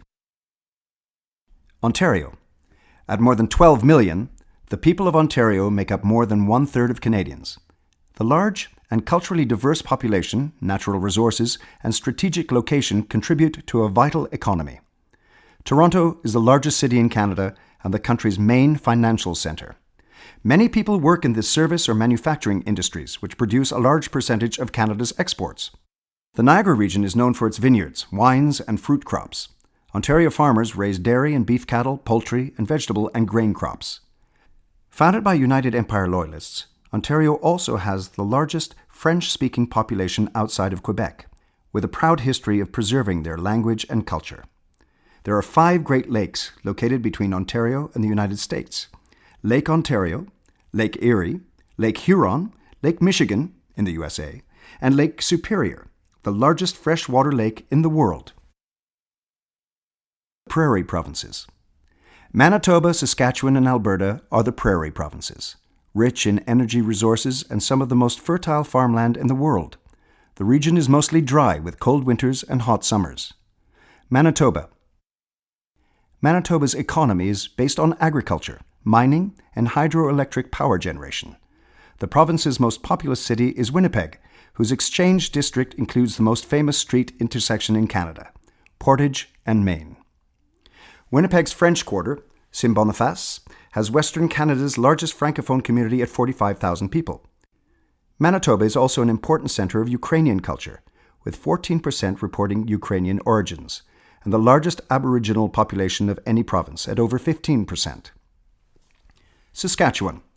Saskatchewan, once known as the breadbasket of the world and the wheat province, has 40% of the arable land in Canada and is the country's largest producer of grains and oilseeds.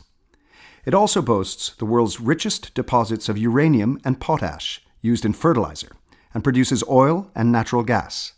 Regina, the capital, is home to the training academy of the Royal Canadian Mounted Police. Saskatoon, the largest city, is the headquarters of the mining industry and an important educational, research, and technology centre. Alberta. Alberta is the most populous prairie province. The province and the world-famous Lake Louise in the Rocky Mountains were both named after Princess Louise Caroline Alberta, fourth daughter of Queen Victoria. Alberta has 5 national parks, including Banff National Park, established in 1885. The rugged Badlands house some of the world's richest deposits of prehistoric fossils and dinosaur finds.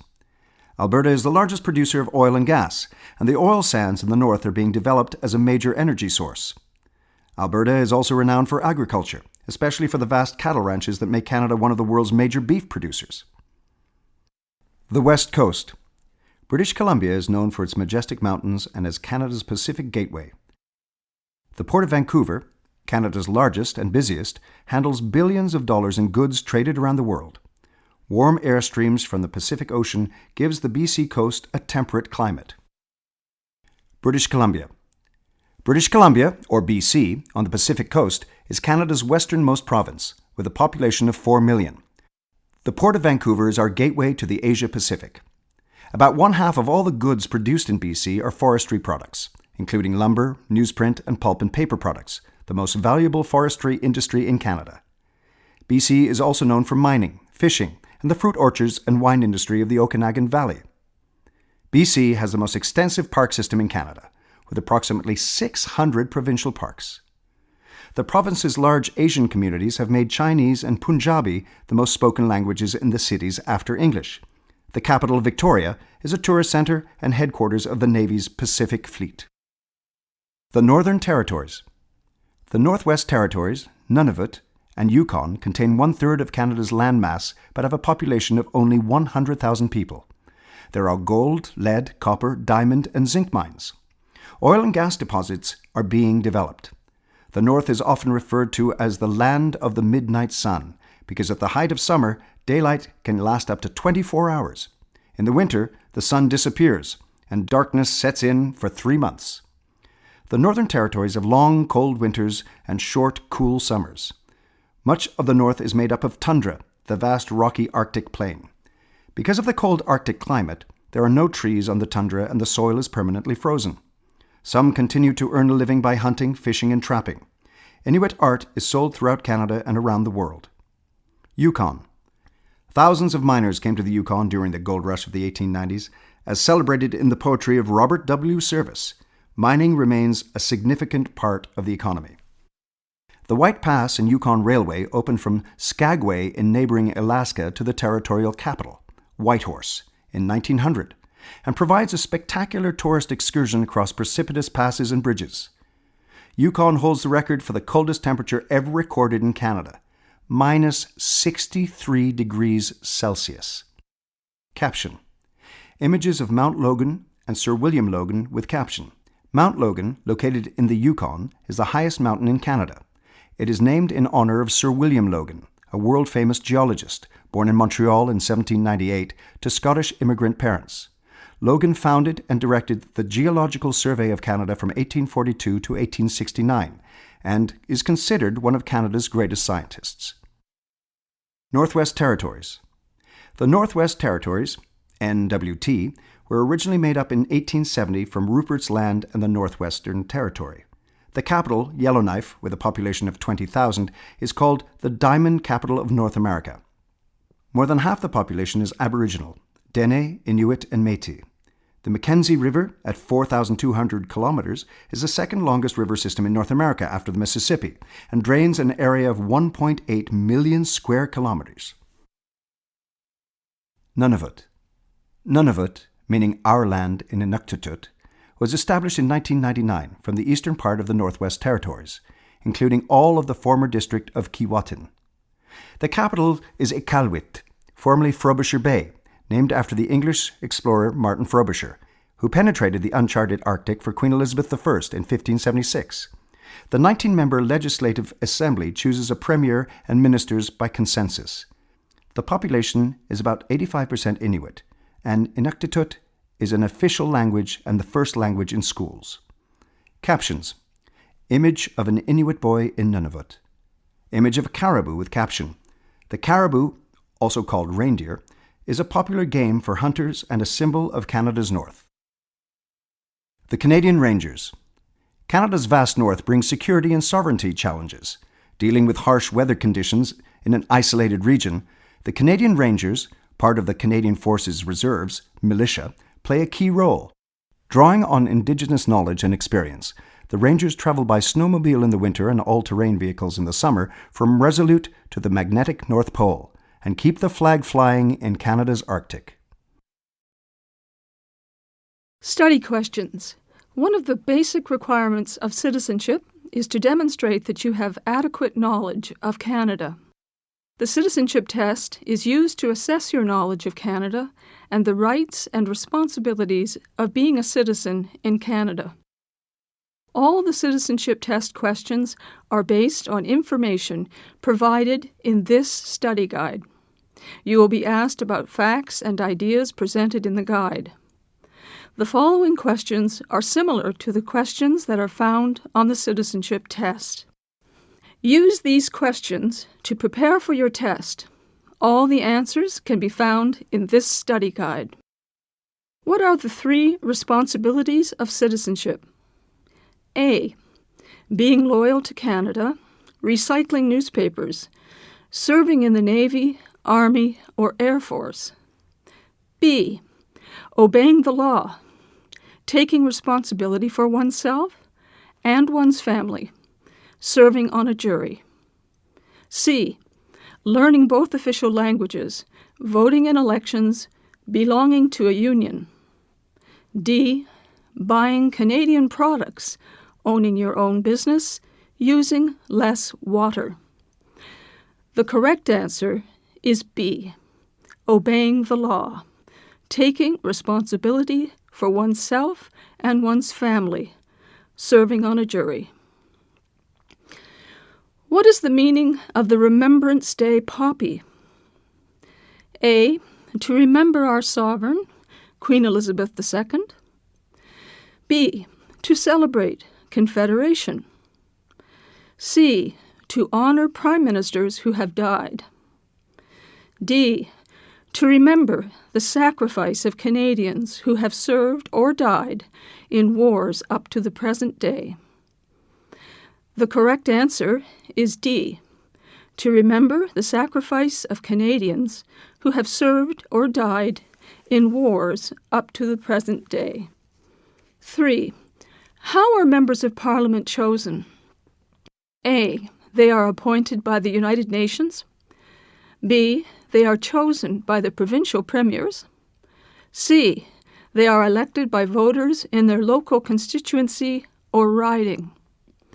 D. They are elected by landowners and police chiefs. The correct answer is C. They are elected by voters in their local constituency or riding.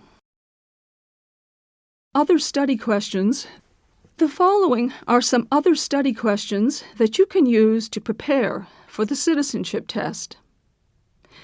Name 2 key documents that contain our rights and freedoms. Identify 4 rights that Canadians enjoy. Name 4 fundamental freedoms that Canadians enjoy. What is meant by the equality of women and men? What are some examples of taking responsibility for yourself and your family? Who were the founding peoples of Canada? Who are the Métis? What does the word Inuit mean? What is meant by the term responsible government? Who was Sir Louis Hippolyte Lafontaine? What did the Canadian Pacific Railway symbolize? What does Confederation mean? What is the significance of the discovery of insulin by Sir Frederick Banting and Charles Best? What does it mean to say that Canada is a constitutional monarchy? What are the three branches of government? What is the difference between the role of the Queen and that of the Prime Minister? What is the highest honor that Canadians can receive? When you go to vote on Election Day, what do you do? Who is entitled to vote in Canadian federal elections? In Canada, are you obliged to tell other people how you voted? After an election, which party forms the government? Who is your member of Parliament? What are the three levels of government? What is the role of the courts in Canada? In Canada, are you allowed to question the police about their service or conduct? Name 2 Canadian symbols. What provinces are referred to as the Atlantic provinces? What is the capital of the province or territory that you live in? For more information about Canadian citizenship, you can obtain citizenship application information and take advantage of the many resources that are available by telephone. For all areas within Canada, the toll-free call centre number is 1-888-242-2100. Online, you can visit the Citizenship and Immigration website at www.cic.gc.ca.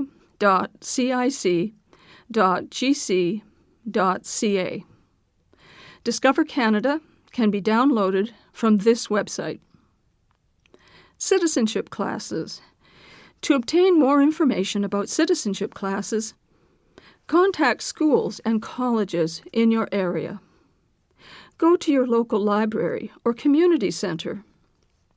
Contact local settlement agencies or ethnocultural associations. For more information about Canada, ask a librarian to help you find books and videos about Canada. You could begin by asking for these books.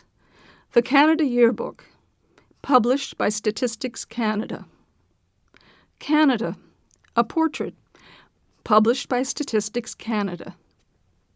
How Canadians Govern Themselves, by Eugene Forsey. It can be found online at the Library of Parliament at www.parl.gc.ca.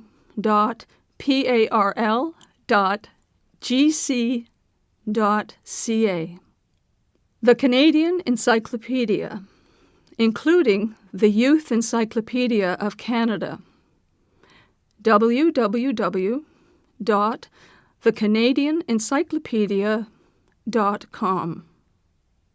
The Story of Canada, written by Janet Lunn and Christopher Moore, published by Leicester Publishing Limited.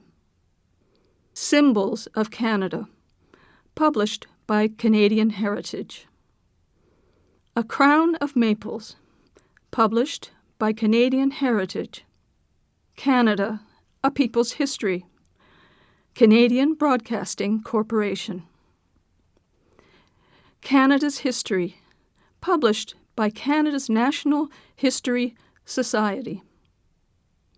Kayak, Canada's history magazine for kids, published by Canada's National History Society.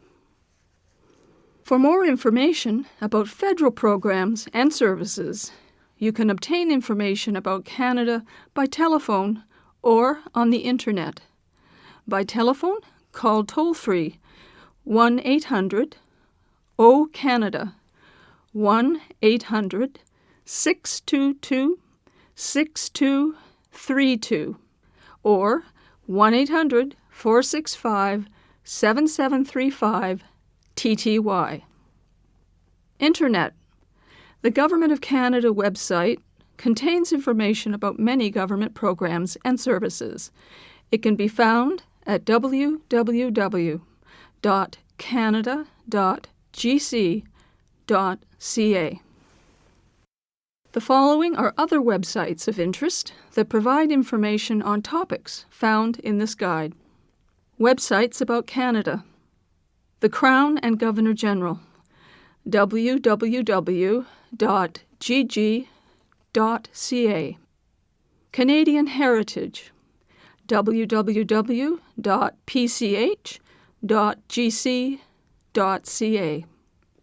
Atlas of Canada, atlas.nrcan.gc.ca/index.html. Teachers and Youth Corner, www.cic.gc.ca/English/English/Games/index.asp. Parks Canada, www.parkscanada.gc.ca. Institute for Canadian Citizenship, www.icc-icc.ca. The Historica Dominion Institute, www.historica-dominion.ca. The Canadian Experience, a civic literacy project for the new mainstream, www.cdnexperience.ca. Websites about Canadian history. Canadian Confederation, www.collectionscanada.gc.ca/confederation-e.html. Confederation for Kids, www.confederation-kids-index-e.html. First Among Equals, the Prime Minister in Canadian Life and Politics, www.collectionscanada.gc.ca/Prime Ministers. Virtual Museum of Canada, www.virtualmuseum.ca. Canadian War Museum, www.warmuseum.ca. Canadian Black History, www.cic.gc.ca/English/Games/main.asp. Websites about military history and remembrance. A Day of Remembrance, www.vac-history/other/dayremembrance.pdf. Heroes and Poppies, An Introduction to Remembrance, available in hard copy version only. Order at https:// CR orders command ESCSS dot VAC ACC dot GC dot CA /order dot PHP M item list C education kits. Canada remembers www.vac-acc.gc.ca /remembers /sub.cfm source history /info sheets. Historical booklets www.vac-acc.gc.ca /remembers sub.cfm source history /series. Websites about government. Parliament of Canada, www.parl.gc.ca. I can vote, www.elections.ca /content_youth.asp section YTH DIR RES /GEN /CAN document index LANG E text only false. Canada's system of justice, www.justice.gc.ca /ENG DEPT -MIN /PUB /JUST. Websites about geography. Geography quizzes.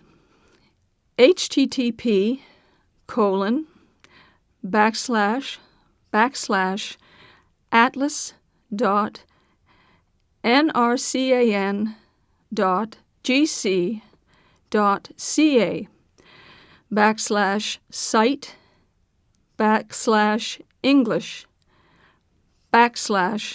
/learning resources /quizzes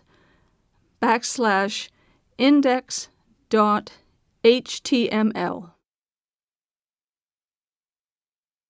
Websites about creating a greener Canada. Sustainable development. www.pc.gc.ca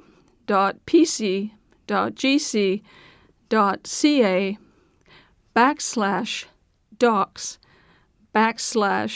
/pc /strat /sdd -2007 /index_e.asp. Being energy efficient. www.nrcan.gc.ca /ENEENE /EFFEFF /index-eng.php. Websites about getting involved. Volunteer Canada, www.volunteer.ca. Volunteer opportunities related to the environment. www.ec.gc.ca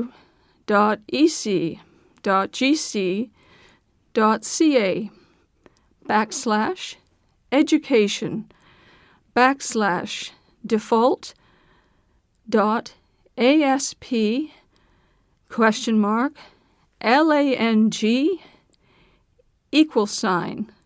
EN &N 0FD21F B8-1. Websites about travel in Canada. Newfoundland and Labrador, www.newfoundlandlabrador.com. Prince Edward Island, www.gentleisland.com. Nova Scotia, www.novascotia.com. New Brunswick, www.tourismnewbrunswick.ca. Quebec, www.bonjourquebec.com. Ontario, www.ontariotravel.net. Manitoba, www.travelmanitoba.com. Saskatchewan, www.sasktourism.com. Alberta, www.travelalberta.com. British Columbia, www.hellobc.com. Nunavut, www.nunavuttourism.com. Northwest Territories, www.spectacularnwt.com. Yukon Territory, www.travelyukon.com. Caption: Image of the Confederation Bridge with caption. The Confederation Bridge joins the provinces of New Brunswick and Prince Edward Island. At almost 13 kilometers in length, the bridge is the longest in the world to cross water that freezes in winter. Acknowledgements. The following Government of Canada departments and agencies were involved in the development of Discover Canada.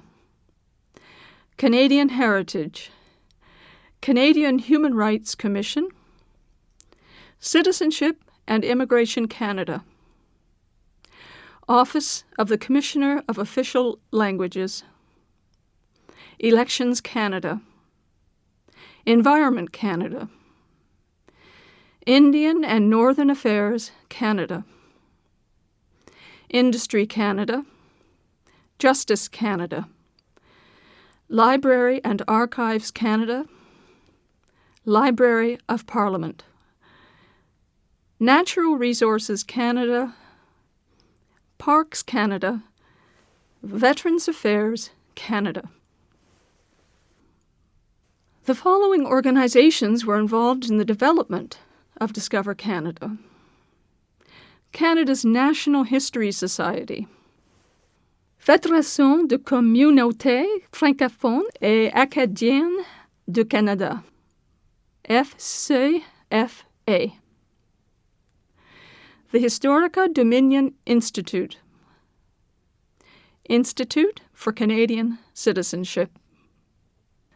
The following individuals were involved in the development of Discover Canada: Dr. Janet Azenstadt, Mr. Curtis Barlow, Dr. Randy Boyagoda, Mr. Marc Chalafou,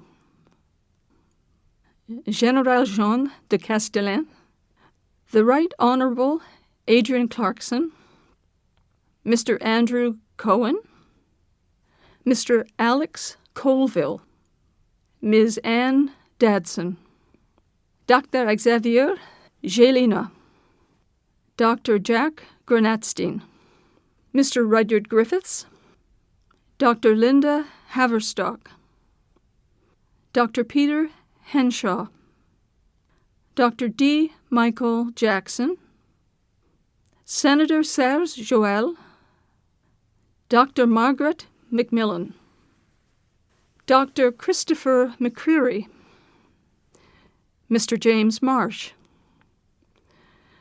Father Jacques Monet, Dr. Jim Miller, Ms. Deborah Morrison, Dr. Desmond Morton, Mr. Bernard Potier, Mr. Colin Robertson, Dr. John Ralston Saul. Authorities. The following are the legal authorities under which Canada's citizenship program is administered. Section 5 of the Citizenship Act. Section 5, subsection 1. The Minister shall grant citizenship to any person who has an adequate knowledge of Canada and the responsibilities and privileges of citizenship. Section 15 of the Citizenship Regulations. Knowledge of Canada and citizenship criteria. Section 15, subsection 1. A person is considered to have an adequate knowledge of Canada if they demonstrate, based on their responses to questions prepared by the Minister, that they know the national symbols of Canada and have a general understanding of the following subjects.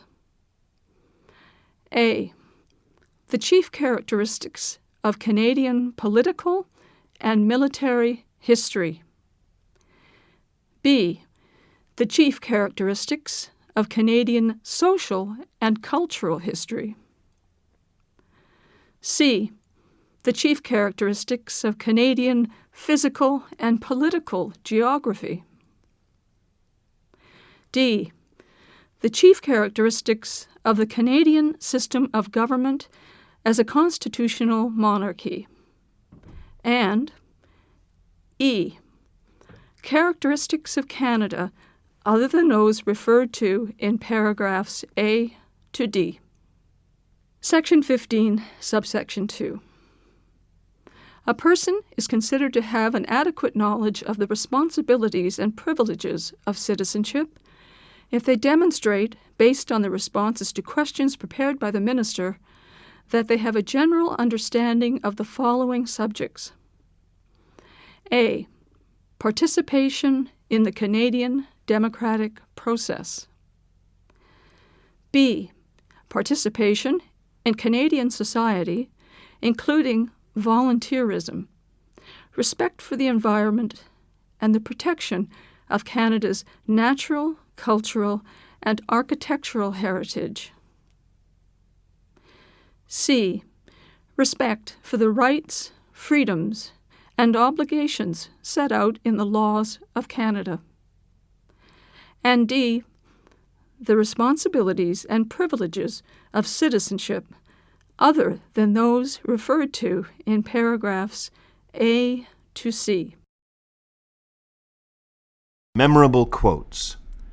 For here in Canada, I want the marble to remain the marble, the granite to remain the granite, the oak to remain the oak, and out of these elements I would build a nation great among the nations of the world. Sir Wilfrid Laurier, 7th Prime Minister of Canada, July 11, 1896 to October 6, 1911. I am a Canadian, free to speak without fear, free to worship in my own way, free to stand for what I think right, free to oppose what I believe wrong, or free to choose those who shall govern my country. This heritage of freedom I pledge to uphold for myself and all mankind. John Diefenbaker, 13th Prime Minister of Canada, June 21, 1957 to April 22, 1963.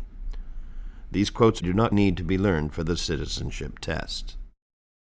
Caption: Image of Team Canada who won the gold medal in men's hockey during the 2010 Winter Olympics in Vancouver.